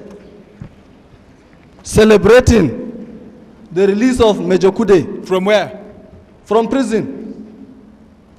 In 1995. Okay. You remember? Why not? Why should I not be jubilating? My counselor is released from prison. Yes. Do you remember attending it? I can't remember. Maybe I attended. I'm not saying completely I didn't. You are not? I have a cause to attend it. Okay. Yes. Let me be sure. Now you have attended. You are sure now you have attended? I have a cause to attend, but I can't remember of it. In 1995? Yes. You see, Mr. Ayok. Yes. The truth of the matter and the problem you have in Zango is not land per se. It goes beyond that. Is that so? Yes. I put it to you, the problems you have goes beyond land. And the attempted settlement you are talking is a gimmick. Each time there's an attempt to settle, you change the goalpost. In that party you attended, you hatch a plan to override Jama Emirate as soon as the emir dies. You are aware, lectures were given. We have to override what? Lectures were given. Yes. That as soon as the Zangon Kataf is successful, they fought, they've killed, they've got their chiefdom. The rest of the communities should now follow suit, and that the next target is the Jama Emirate, and the responsibility is for the Kaninkom people. It was stated in that party. The video is here. Is that true? I would love to hear that. Is that true? How can I remember? How can I remember? What's my connection with the Jama? I can't remember. You can't remember? Yes. You called witnesses during your trial before the Okadibo? Yes, I did. You were discharged? Not only discharged, and acquitted. You are satisfied? Ibrahim, I what think you're going was to tender the... You don't want to tender My Lord, the I video? asked for a video to come. I'm waiting for Zamani Leko to come. They used to post him and I was taking my time. He will come. I will show it to the whole world. Meanwhile, if I may ask, this issue of acquisition for overriding public purposes, the acquisition of the properties of the House of Fulani you're talking about, for which no compensation has been paid. Now, which authority acquired? Is it the state government, federal, or local government? My Lord, I would rather leave my gunpowder dry. It is in the petition of Zamani who signed it at page 19 that compensation is being worked out. I will not stage this witness. He was just used to pause while Zamani was giving evidence. But not to leave him go, we'll come back to the issue. Okay. He's coming. You got a fair trial. You are discharged and acquitted. You call witnesses. There was no cause for me to be even there, not to talk of discharge and acquitted. Did Zamani Lekod call witnesses? He did. And defended himself? Yes, in the first trial. Yes. The second trial? No. Because his lawyers withdrew? Yes, they were sent away. Now, you also remember, memoranda was submitted before the Zangon Kataf market riot 1 and 2, presided over by Honorable Justice Kujo. The Kataf community too sent a memo. Your lawyers too withdrew before the commission. That was the second one, isn't it? Yes, they also withdrew. And you want me to know that when I was in the prison? Oh, you are not aware up to today? Up to today, you are not aware? I knew our people didn't go. And that's okay. You knew your people didn't go. For the second one. Now, look at the same exhibit 2:1.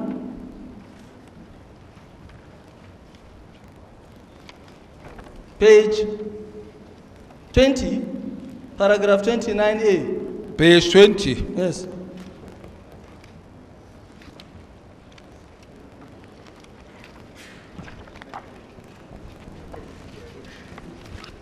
Yes, I saw page 20. Can you read it to this commission, sir? Which one?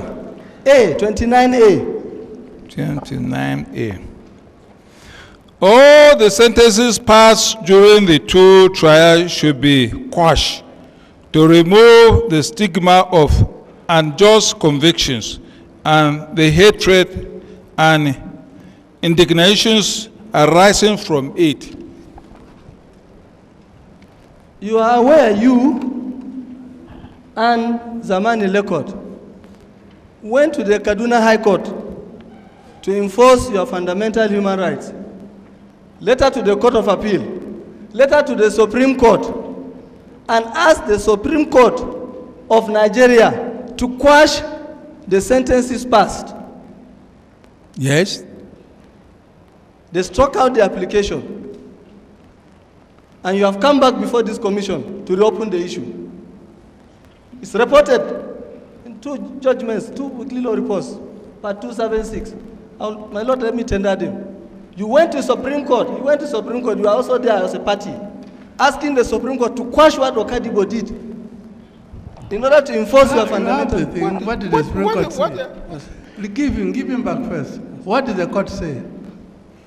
My Lord, the Supreme Court struck out the applications. Read it. Open it now. My Lord, I want to tender them to the commission. Don't worry.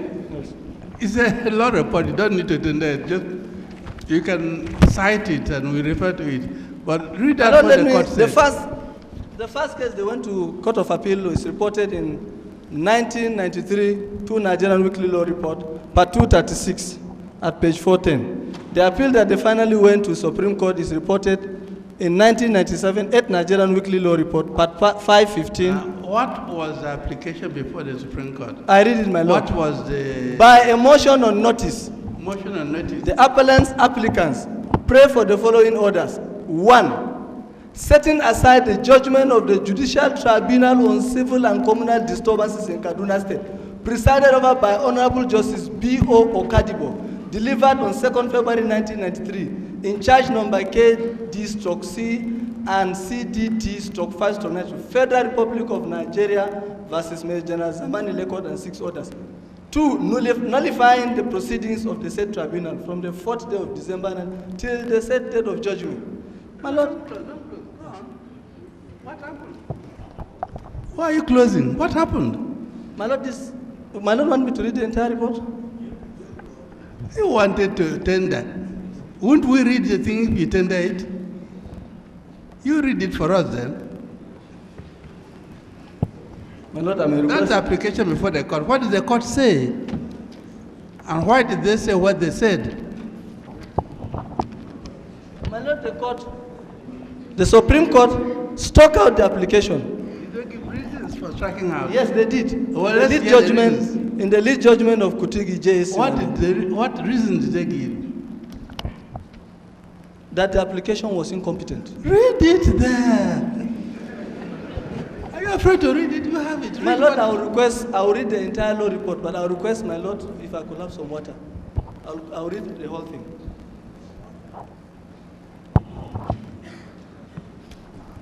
My Lord, it's a very lengthy judgment. But if my Lord wants me to read all, I will.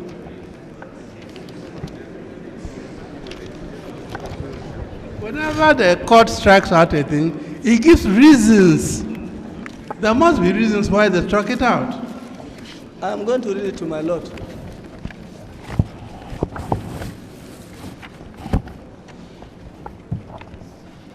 The appeal before the Supreme Court is in respect of the ruling of the Kaduna High Court, in respect of the applicant's action brought under the Fundamental Human Rights Enforcement Procedure Rules 1979, whereby the applicants were granted leave to bring the application for prohibiting the Judicial Tribunal on civil and communal disturbances in Zangon, Kataf, Kaduna State from proceeding or further proceeding with the trial of the applicants, but refused the prayer for stay of proceedings of the same.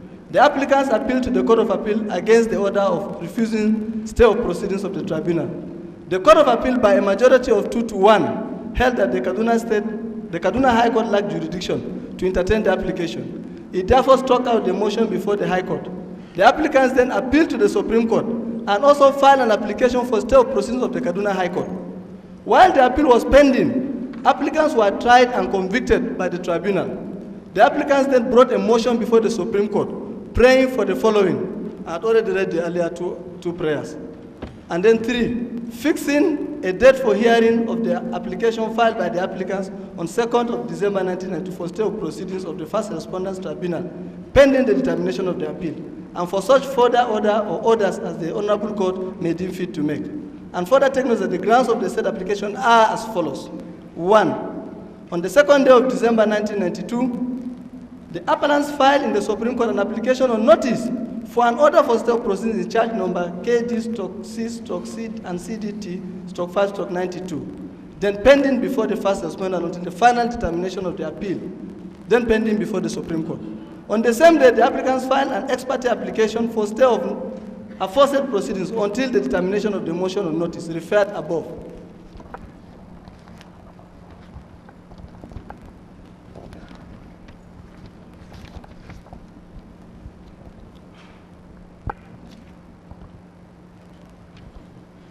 Notwithstanding the fact that the said applications were duly served upon the first respondent on the 4th December 1992, the first respondent continued with the said proceedings until February 2, 1993, when it delivered its judgment.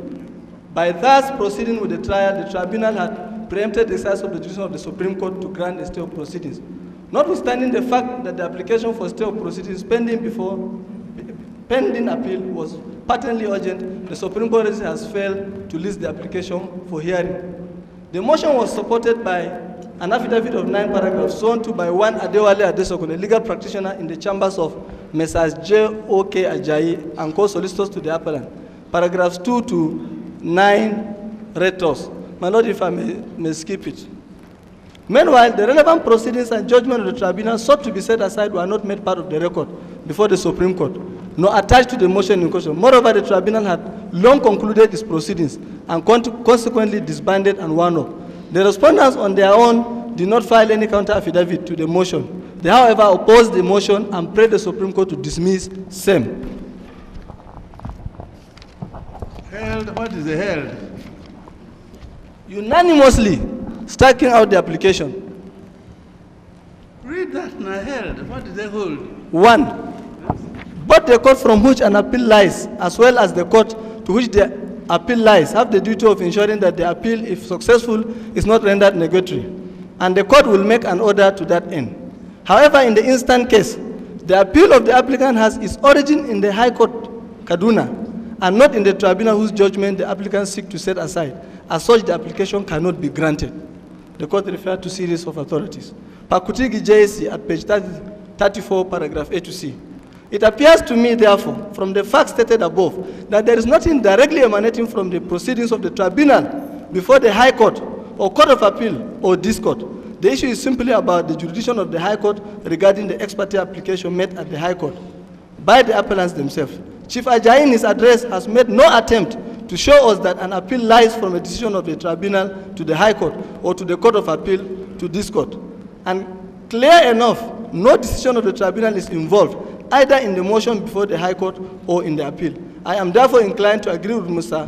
Onwokbefu that the appeal pending in this court has nothing to do with the proceedings or judgment of the tribunal, which we were told started on 4/12/92 and ended on 2/2/92. No court can set aside, nullify, or quash any proceedings or decision not before it or on which it has not yet set its eyes. Read that last sentence again, slowly. No court can set aside, Yes. nullify, or quash any proceedings or decision not before it, Good. or in which it has not set its eyes. If you hold on. Now, they have been trying since 1992 to get the proceedings. They have not succeeded till today. I will get to that, my lord. So now, how can they quash it when they haven't got the No, I'll get to that, my lord. My question is, you went up to Supreme Court trying to enforce, to set aside this the decision of Okadibo. That's true. Yes. Zaman Lekod went up to there. Yes. Yes. In his petition, The Supreme Court told you why they cannot set it aside. my lord, I am. What you just asked, this is a question of law. He's not a lawyer, we are lawyers. So we can settle that among ourselves. Yes. My lord, it is in your petition. Now look at page 21, paragraph 29E. The same, have you seen it? I've seen The it. same Zaman Lekod said this. The Federal Minister of Justice should be directed to release the proceedings of the Okadibo Tribunal for the Zangon Kataf trials to the defense lawyers as requested 8 years ago, but which Barrister Clement O. Apambo SAN, the then Attorney General, promised to do but failed. That done, the appeal now pending at the Supreme Court will be successfully concluded to finally put this problem to rest in the spirit of current reconciliation. You agree with me? Zaman Lekod has appealed by his own petition in the Supreme Court in respect of this Okadibo. Yes, I agree. By the showing in his own petition. You agree? They show what? By what I just read to you on page 21, the petitioner still has a case in the Supreme Court in respect of the Okadibo. Yes. Good.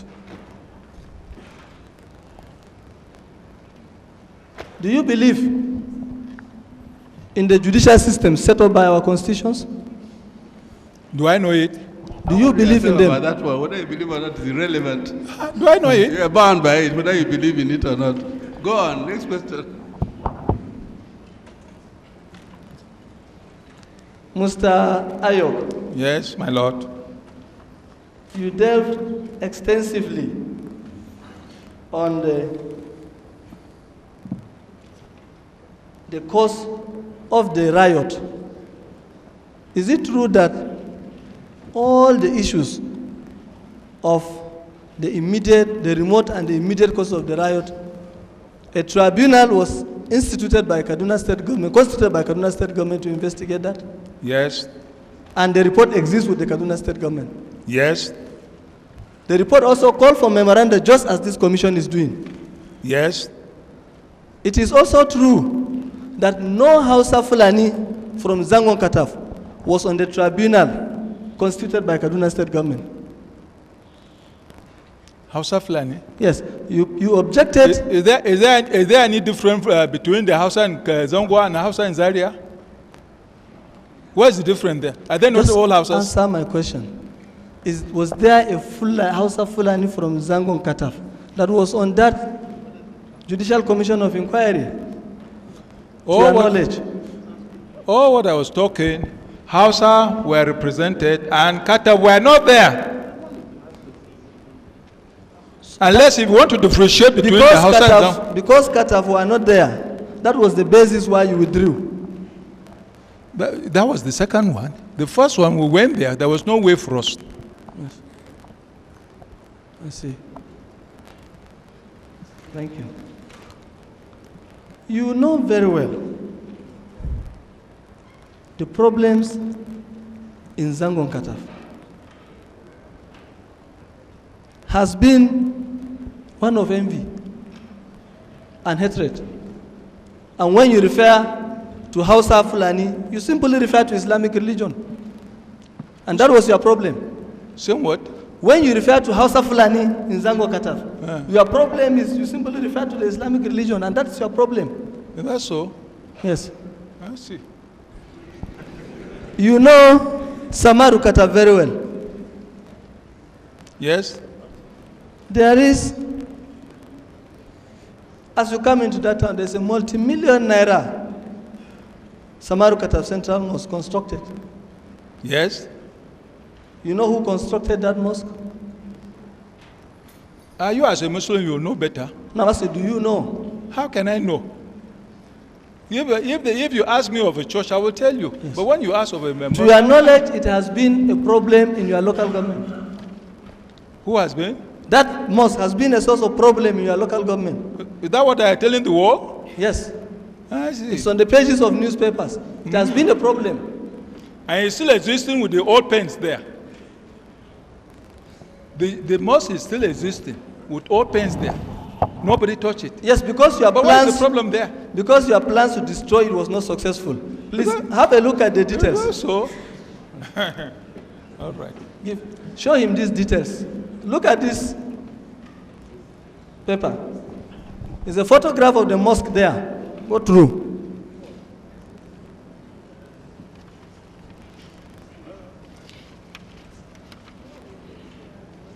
This paper, yeah? Detailed. Okay. This is a government paper, eh? I'm asking, is a photograph of that mosque in that paper? The mosque you say you've seen. When you ask me. Have you seen it there? I've seen I've seen it. My Lord, I seek to tender the details magazine of December 15, 1998. Give me that. What's the name of the magazine? Details. Details magazine. Yes.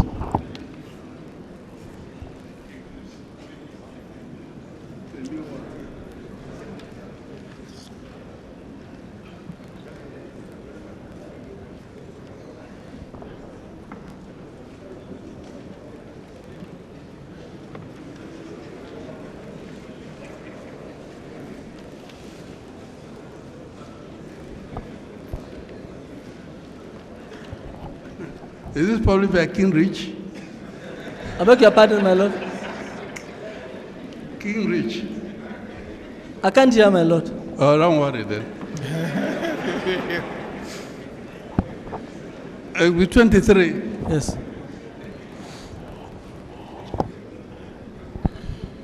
Now, give him the exhibit. With 23. Give him exhibit 23.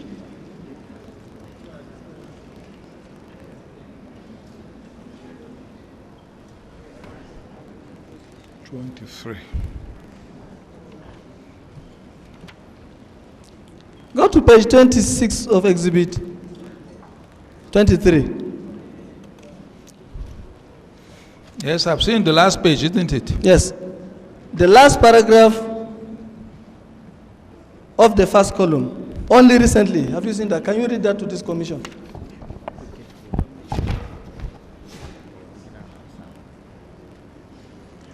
You said the last paragraph? Yes. Page 23. Yes. But can the people of Southern Kaduna, is that the one you are referring to? The last page, page 26. Only recently. No, I'm not seeing it. The last page. This is one you took it. Yes. The first column, the last paragraph, from only recently. Help me.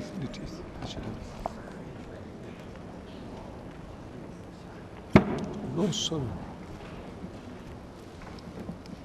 Okay.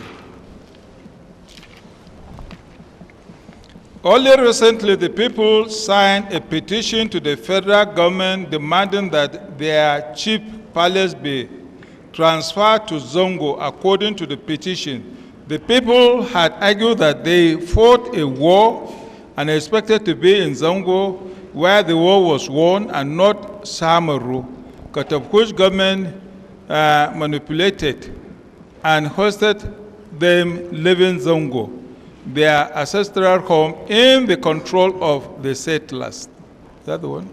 Yes. You are aware of that petition? I'm not. It had to do with also the relocation. That palace supposed not to be in Samburu. 7-7, Hausa and Kataf agreed 7. That palace should be in Zangon. All signed. In spite of the law. Which law? Creating where the palace should be. Law. That was after the law now. That was before the law. Yes. A committee was set. Yes. You agree with me? 7-7. To go and sort out what would bring peace to Zangon. And they all agreed. And it was enumerated. CPIO, do you believe to get peace? Myself? You agree to get peace, we don't have to open all wounds. Do you agree? Some wound must be opened before peace is got. Okay. So, that was why you never sent any report to the then Kaduna State government in 1992. The security reports, the documents you tendered, you said you sent to Kaduna State. You never sent government. You thought so? Yes, you never. I put it to you, you never. I never. Do you know Mr. James Baha Magaji? Very well. He's your friend. How can he be my friend? He's a far junior brother. How can he be my friend? He was never your friend? How can he be my friend? He was a deputy governor of Kaduna. Because of that, because I'm asking, was he? He was. Yes. If you send security reports, was he in a position to know? I don't know the function of a deputy governor. Was he in a position to know? I don't know his function. The governor can deny him that. He's a deputy. Yes. What is his role? He is from Zangon Kataf, local government. Yes. Have you ever discussed the crisis of your local government with him? He came twice. Yes. Sat with the Kataf, sat with the Hausa, and then jointly sat with the Hausa and Kataf. Have you ever discussed it with him, you personally? To discuss what? Have you ever confided in him with the security matters that you said was going on? Have you ever? I have never. Good. Because... You have never? I have never. He belonged to a different party. Yes. He belonged to NRC, and I belong to SDP. Because of that, you never? Why should I? If you see him, if you see him, will you be able to recognize him? Who? Bawa Magaji. He's a far junior brother. I should know him. Will you be able to recognize him? I should know him. Have a look at, you see the one here, in this magazine. I want you to know what he said about you. The entire magazine. Personal impression. Yes, his photographs are there. His photographs are here in 5 places, 6, 7, in virtually every page. He was granting an interview, every page. You grant what? There's a new exhibit. No, I'm going to tender it. I'm going to tender it, yes. You want to tender? Yes, my lord, I want to tender it. Well, that should be 24. What's the name? Details again? No, it's not details, my lord. Let's see what it is.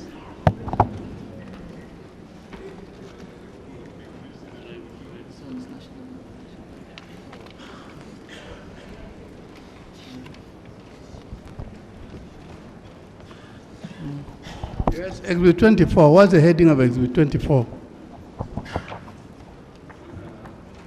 Please, give him exhibit 24.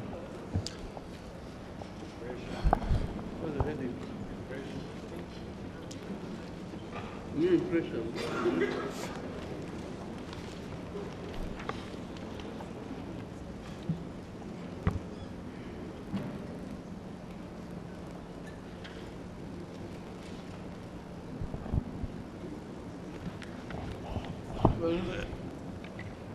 Market, exhibit 24.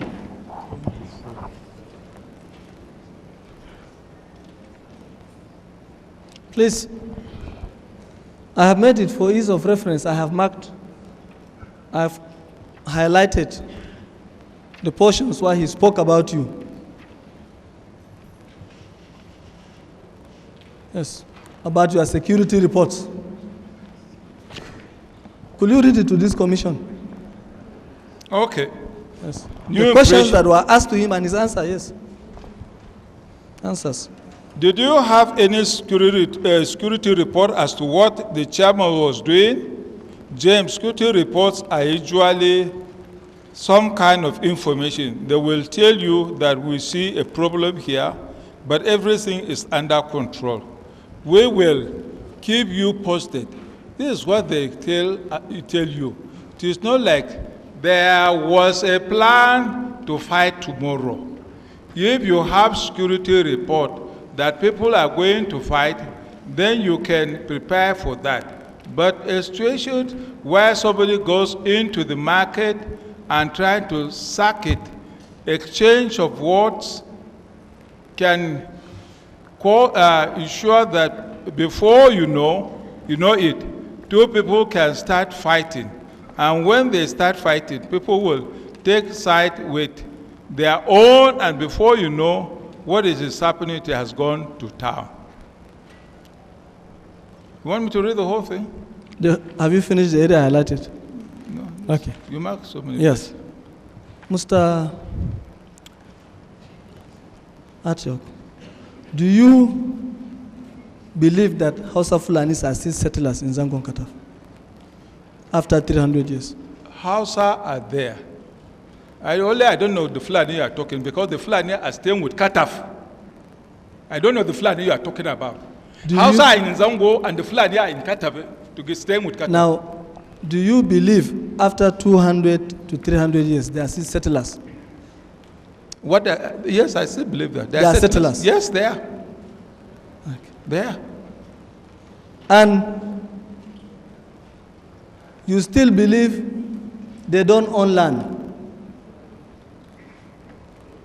I've never seen why a settler own a land. And that is the position of the petitioners too, before this commission. Okay. That is their position. You are aware? Are you aware? That is their position. The houses? Yes, the petitioners. The petitioners are referring to the houses, isn't it? Your own petitioners, the Kataf petitioners. Yes. That is their position up till today. Is it possible in these circumstances to have reconciliation? If you still believe after 300 years that they are still settlers. What do you want me to tell you again? Do you know? Somebody from Borno, Katsina and Sokoto, yes, coming to stay in Zangon Kataf, and you don't regard him as settler. What do you regard him? I see. If I go to Kano and Zaria and stay there, what am I? Am I not a settler? I see. Do you know Barrister, one of the petitioners, Mr. Koza? I know him. Before this commission? Yes. Yes. He was part of the visit by this commission and the reconciliation attempt. When this commission visited Zangon Kataf, yes, he was part of the visit. Yes. Yes. Let me tell you, if he shares your views that the Hausas do not own land in Zangon Kataf, is it possible to have reconciliation and settlement? Everything in this world is possible. It's possible? Yes. Like the Palestine and the Israelite? Well, that one is left to you. Okay. Now look at a statement made by him just shortly after this commission visited Zangon, the weekly trust. My Lord, may I tender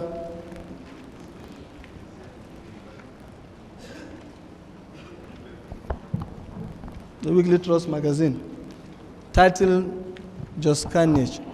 The what? The front page titled Just Carnage, but I'm referring to page 7 of that. That's the cover. In evidence. Let them mark it first before you read. Okay, let them mark it.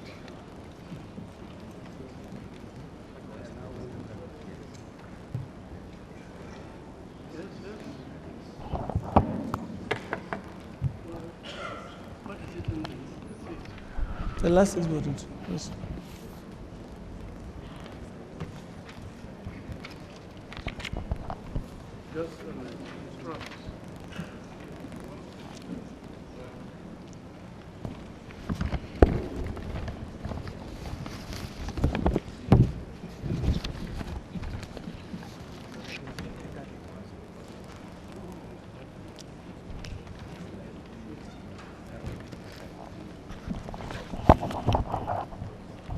Exhibit 25.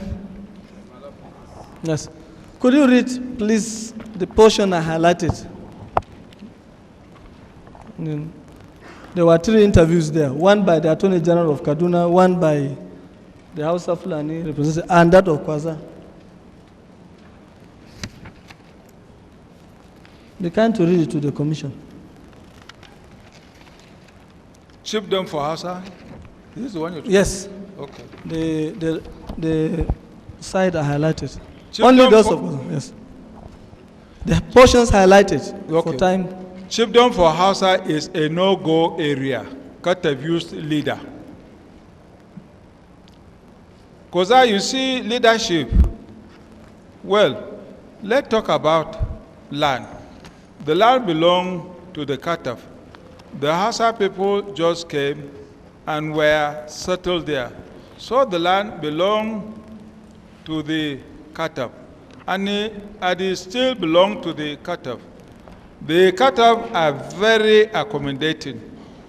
They allow them to settle, and they are not saying they should pack and go. They should remain, who have to integrate and stay together. So on the issue of land, there is no problem.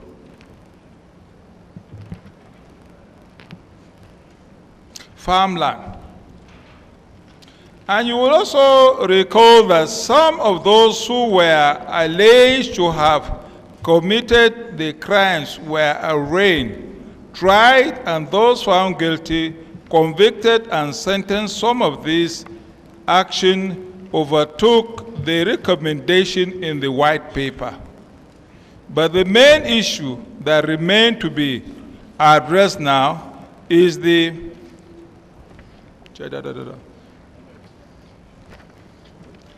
I think it should be the land. You painted this one too much and you erased everything. Is the Fadama land, the farmland belonging to the Hausa community. And all these are what informed this commission to visit. So that at the end of the day, maybe sometime next week, the 2 communities will be invited to Abuja so that every one of them would put his card on the table with the view to really finalize settling once and for all the disputed areas.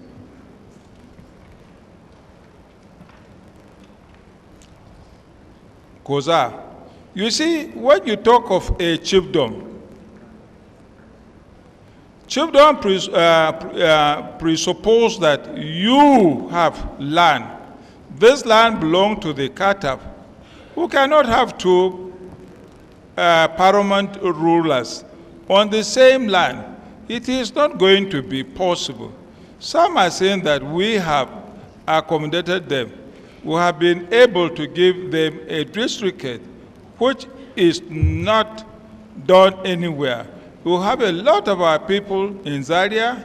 They have not given them any district head, but we have been accommodating. And then what do they want us again? The issue of chiefdom or emirate for the Hausa is a no-go area. We are not going to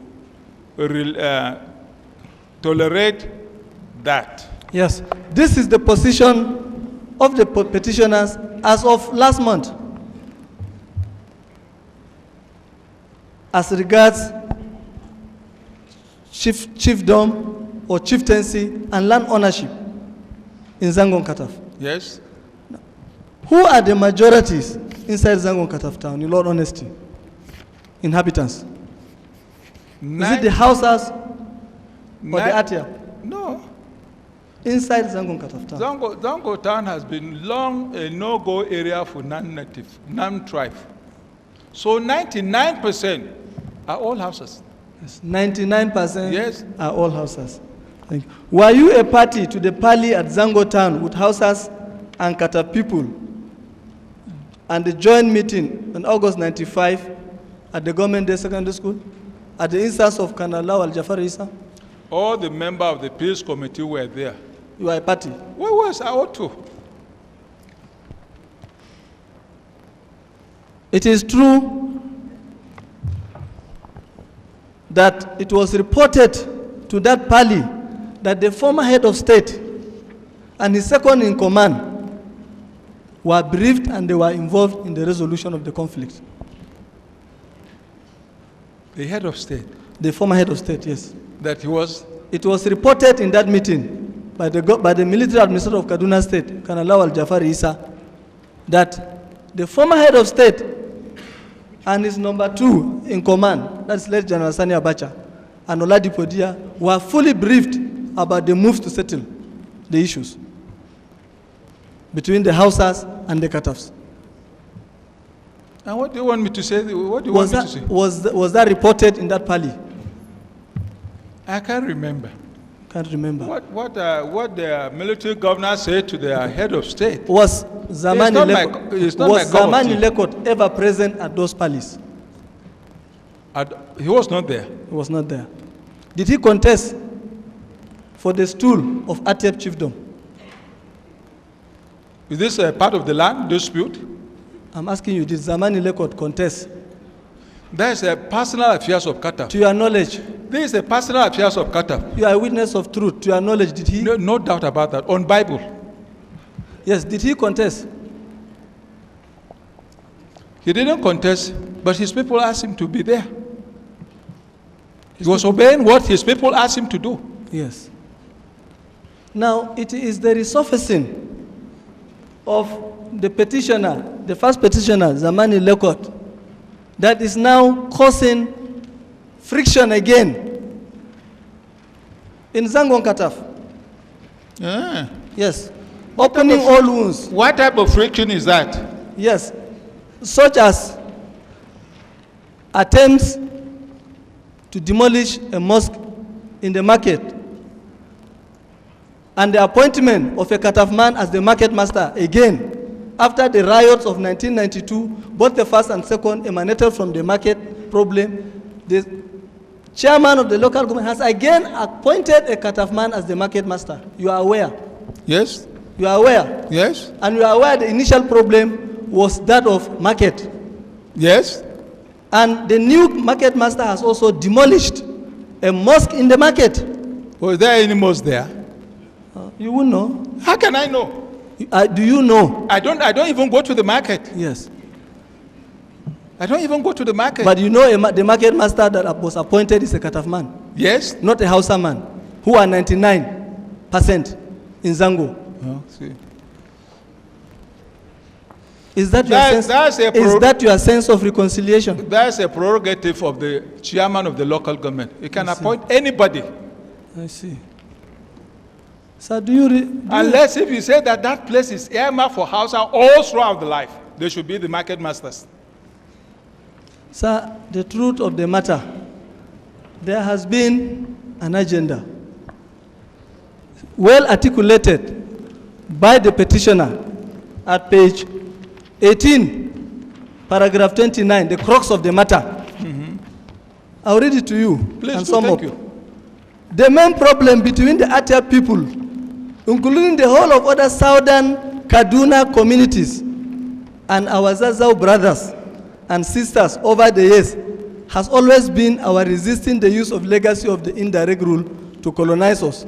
Since their advent, for example, they changed our names from Atiap to Kataf, Baju to Kaje, Akulu to Ikulu, Agan to Kamantom, Adara to Kadara, Bagi to Gwari, Ashiolo to Marwa, Agoro to Kagoro, Ham to Jaba, Gong to Kagoma, etc. For the Atiap, they further changed all our towns' names to rub it in because we had no educated people to present our case to British administrative officers. For example, Sankwap village name was changed to Runji, Kanai was changed to Gora, Ahien was changed to Kurfi, even River Akati was changed to Wawan River. How did it happen?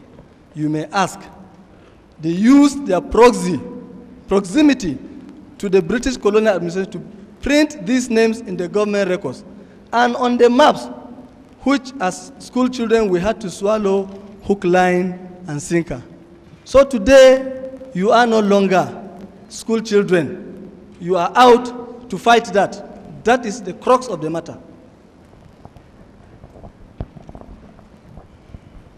You are telling me a story. Yes, I'm putting it to you. Do you No, agree? no, it's not a question. Yes. You are telling me a story. Yes. That is what he said. And I put it to you that it is not a coincidence that the attack on Zangon Kataf in 1992 was February and May. And the attack on Kaduna, the Sharia riot, was in February and May. It was not a coincidence. And it was not a coincidence that on each occasion, there were settlement moves, just for you to lay ambush, like you did in Kano.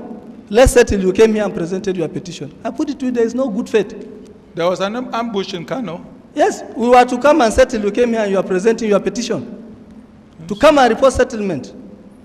You came here and started reading your petitions. You are reviewing, you are reopening the Kaduna 1992. Okay. After Olajuwon in America is a citizen, you are telling Hausa people that after 200 years, they are settlers, before you were born.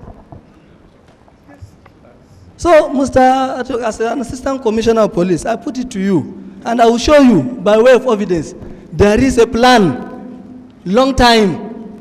In Nigeria, I will show it to you, I will show this commission, that there is a plan arranged since before 1995, and every district head in southern Kaduna must not be a Muslim and a chief, including Jama Emirate. It's here recorded.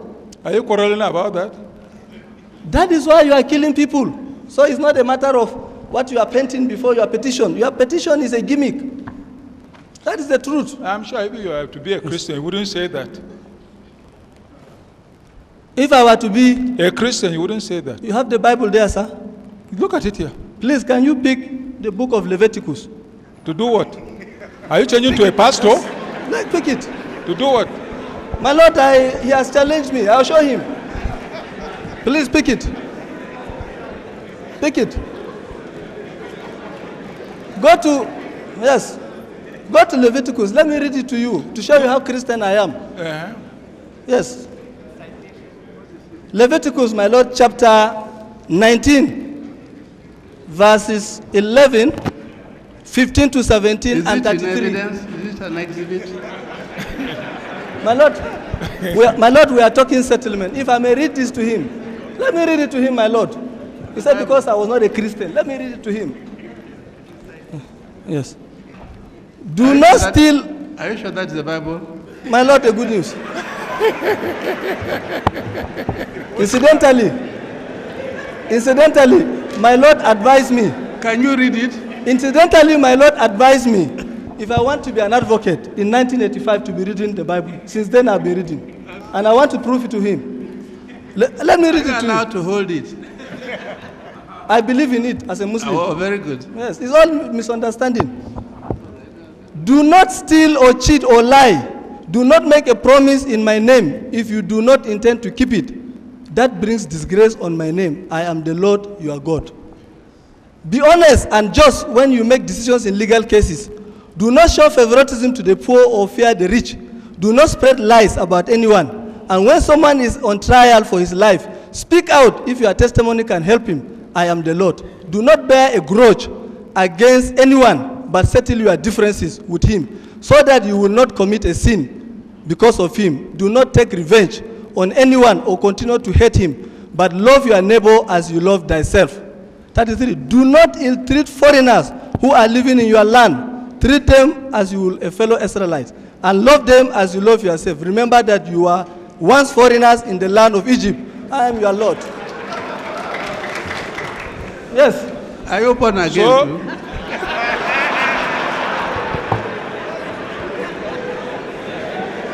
now, Mr. CP. yes, CP. yes. The problem we have today is people like you and Zamani Lekot. You should concede.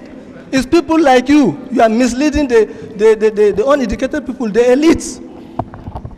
He said here, you agree with me, let me put it on record, that in the entire Kaduna state, you have the highest number of concentrated of generals from Zaman Lekot. They served in every government as governors. I can count them on my fingertips. While I'm standing, I can give you 11 generals and equivalent in the Air Force and Navy. While the Hausa Fulani community hasn't got even up to 5. Were they there? Were they there? I'm telling you. Were they there to be promoted to general? Yes.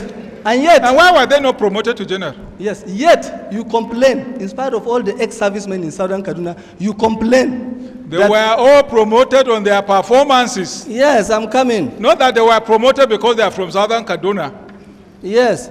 You showed by your map the tiny settlement where the Hausa Fulanis are by exhibit. So the map is not that way. Yes, where they are. Yes. And yet you complain in your petition that they use, in spite of all the ex-servicemen, that they use arms and ammunition, and the Kataf are using bows and arrows. Do you intend telling this commission the truth? So when you retire, when an army is retired, you go along with his rifle? They train guerrilla warfare. Oh, that's like so? in other places. And that is what you are doing in Southern Kaduna. You are aware of that? That is what you are doing. I'm aware. I have the evidence. Okay, and I'll show this commission, and I'll show the world. Okay. Mr. Atiok, simple. I'll put it to you very simply. Remember what you read in the Bible. I'm still taking you back to that. Because I have found out there is no intention to reconcile. Take it. Today, part of your problems is that people like the petitioner live in Kaduna. He lives in Jankasa, 1 kilometer to Marwa. He's about 20 kilometers to Zangon Kataf. And he wants to dictate. That is part of your problems. He complains before this commission that they are being humiliated because they did not go to Western education. Indirect rule is being used on them. He was the second, after General Usman Kassim, he was the second general generation in Kaduna. Is that true? I'm hearing you. Okay. You will continue to hear me. Let me call these names. Do you know them? Do you know Major General Isaiah Bakut? I know him. Do you know Major General Yunana Nom? I know them. Do you know Major General John Maman Madaki? What is this all about? What is this all about? Do you know them? Are they connected with this issue? Are they connected? My question is, do you know them? I know them. I even know Ali Gusau.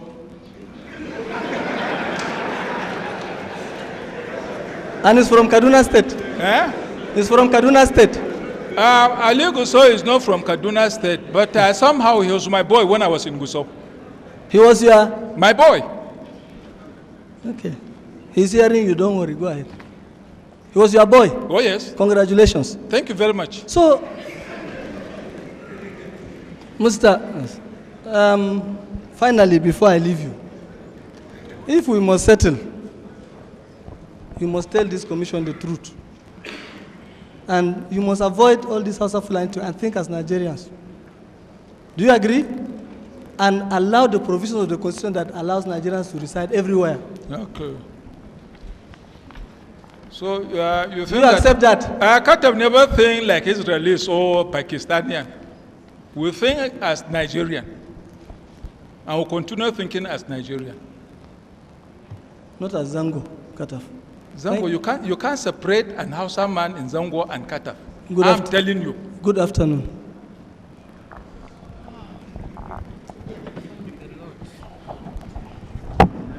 Any other questions?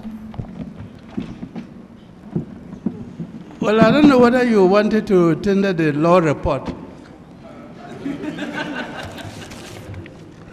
For what is worth, My Lord, in obedience, my Lord, I bought them. Immediately I was briefed yesterday. I bought them and brought them to the commission. So I brought them for purpose of tendering. You don't want to tender them? I'm tendering them, even though my Lord ordered me to read them in extension, and I'm thirsty now. I'm tendering the two, part 276 and 515. The Supreme Court is quite all right. The Supreme Court report. My Lord, the Commission can have them in the archives. Two of them. It's enforcement of fundamental human rights. We are talking about human rights here. That's 26 and 27. Mark the Court of Appeal 26, Supreme Court 27.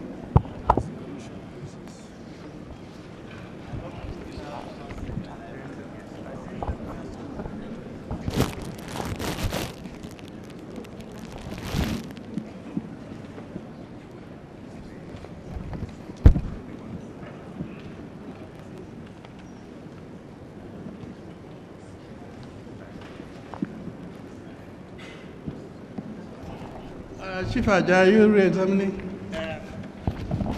Yes, just a couple of questions. Now, the Kaduna State Edict dealing with the creation of the local governments and their capitals was shown to you. Yes, my Lord. And showing that the capital of the local government should be in... No, the chiefdom. Of the chiefdom. Yes, should be in Saminaka. Now, reference was also made to the, give him Exhibit 1, the addendum is needed. The addendum memorandum. Huh? Give you, yes. Yes. Look at page 66 of Exhibit 1. That is the addendum to the memorandum, to the main memorandum, Exhibit 1. And that, at page 66, you will find the Statute of Zangon Kataf Town. Yes.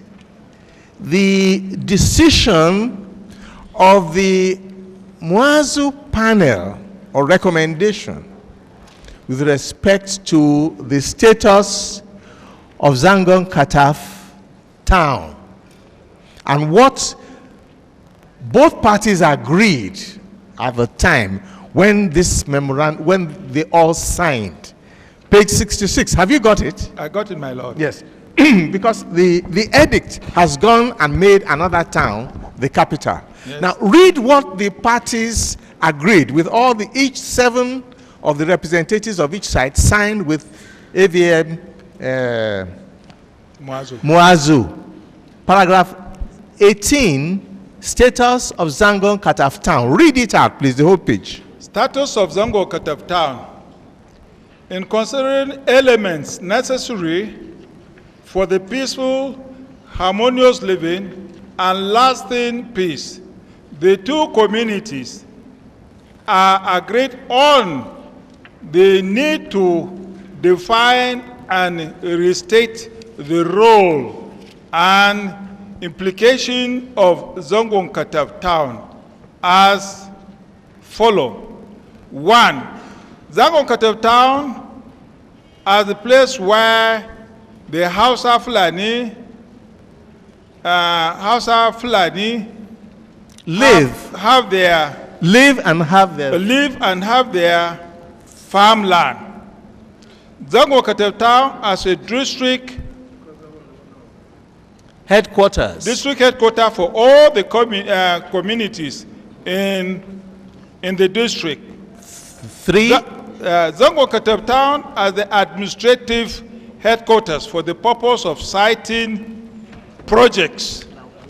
4.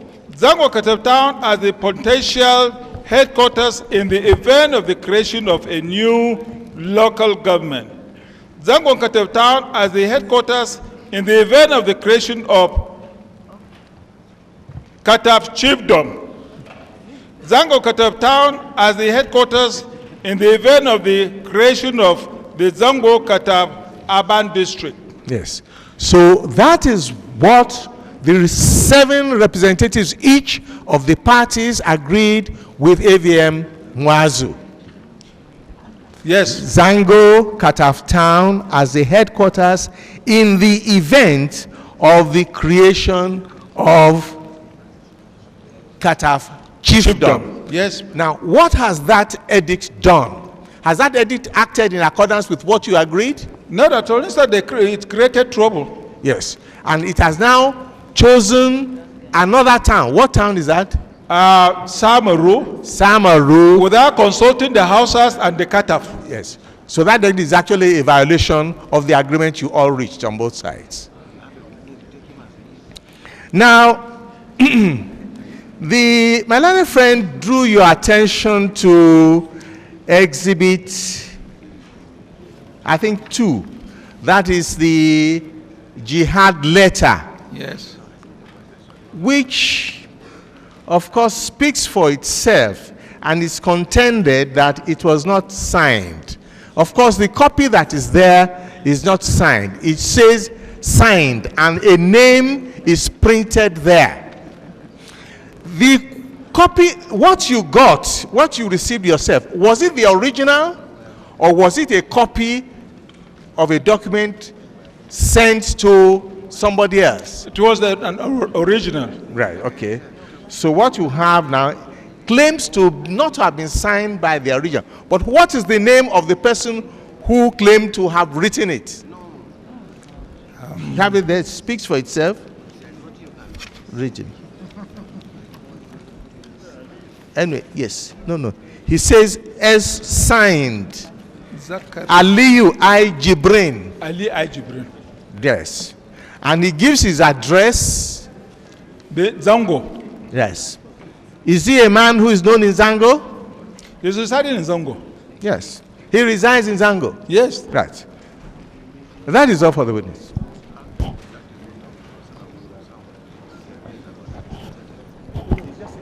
Just one question to counsel for the government.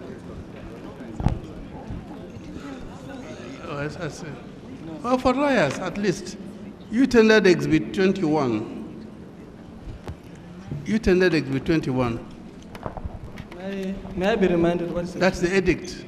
Yes, my lord. Is it in conformity with the agreement of the parties? If not, can the government go outside what people agreed and impose something new on them? My lord, the government cannot break its own laws. There's a procedure The if government can make law, but if the law is supposed to represent. Parties cannot agree to set law aside, my lord. No, this was done before the edict came. Yes. The agreement was before the edict. No, my lord, All right, don't worry, when the Attorney General comes. Yes. When the Attorney General comes, then he will tell us. Now, we must have to give the other SAN a bite. So we are adjourn your own to when? When is the Attorney General coming? What? Second, my lord. Second. All right, adjourn to second then. Second, was it what we agreed yesterday? No, I thought we agreed on the 12th, so Friday. So I think my lord is talking about the institutional hearings. Institutional hearings, sir. Yes, you are correct, sir. My lord was not referring to your case. Yes, sir. To second? Yes, my lord.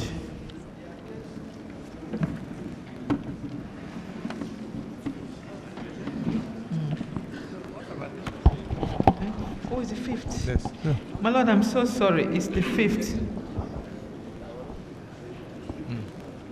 They can't wind up. They can't go unless they finish. They can't go. My lord, is the 5th. Have we adjourned this case? No, my lord, we haven't. What date did they tell us that Attorney General will be coming? On the 5th, my lord. On the 5th of October. 5th? Yes, my lord. So both of you agree on the 5th then? No. My lord, which attorney? Oh, the Kaduna State Attorney General. I don't know the one you mean, my lord. Of the Federation. The court's case, has it been adjourned? Not yet, my lord. What day are we adjourning for the Attorney General to appear? Is it of Kaduna State? Yes. His junior was here yesterday. All right, my lord. And said they'll be having executive council meeting today. Oh, I understand now, my lord. Perhaps the 11th. I thought he gave a date. It's right. Perhaps the 11th of October. I don't think we agreed on any date.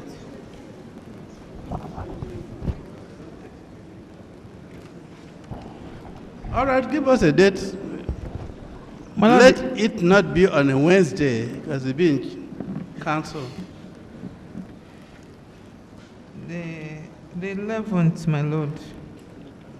On Wednesday. If council will agree on a date, then the 11th of October is a Thursday. Thursday, what date? 11th of October, my lord. 7th. 11th. Is that all right? Too long? No, my lord, I would prefer the Friday, the 12th. The 12th then. If it will be convenient. 12th. My lord, places.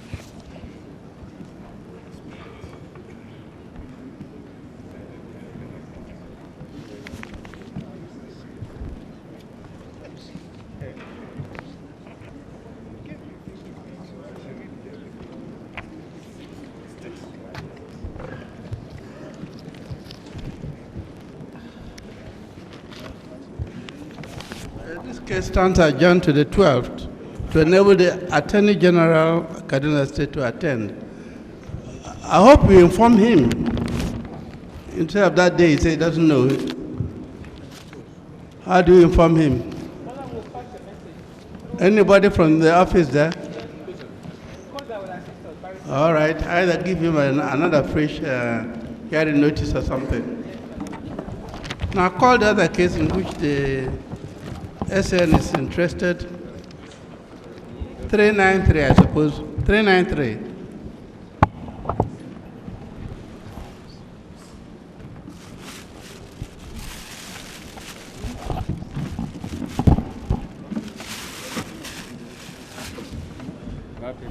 Call the case. Sorry, you are discharged.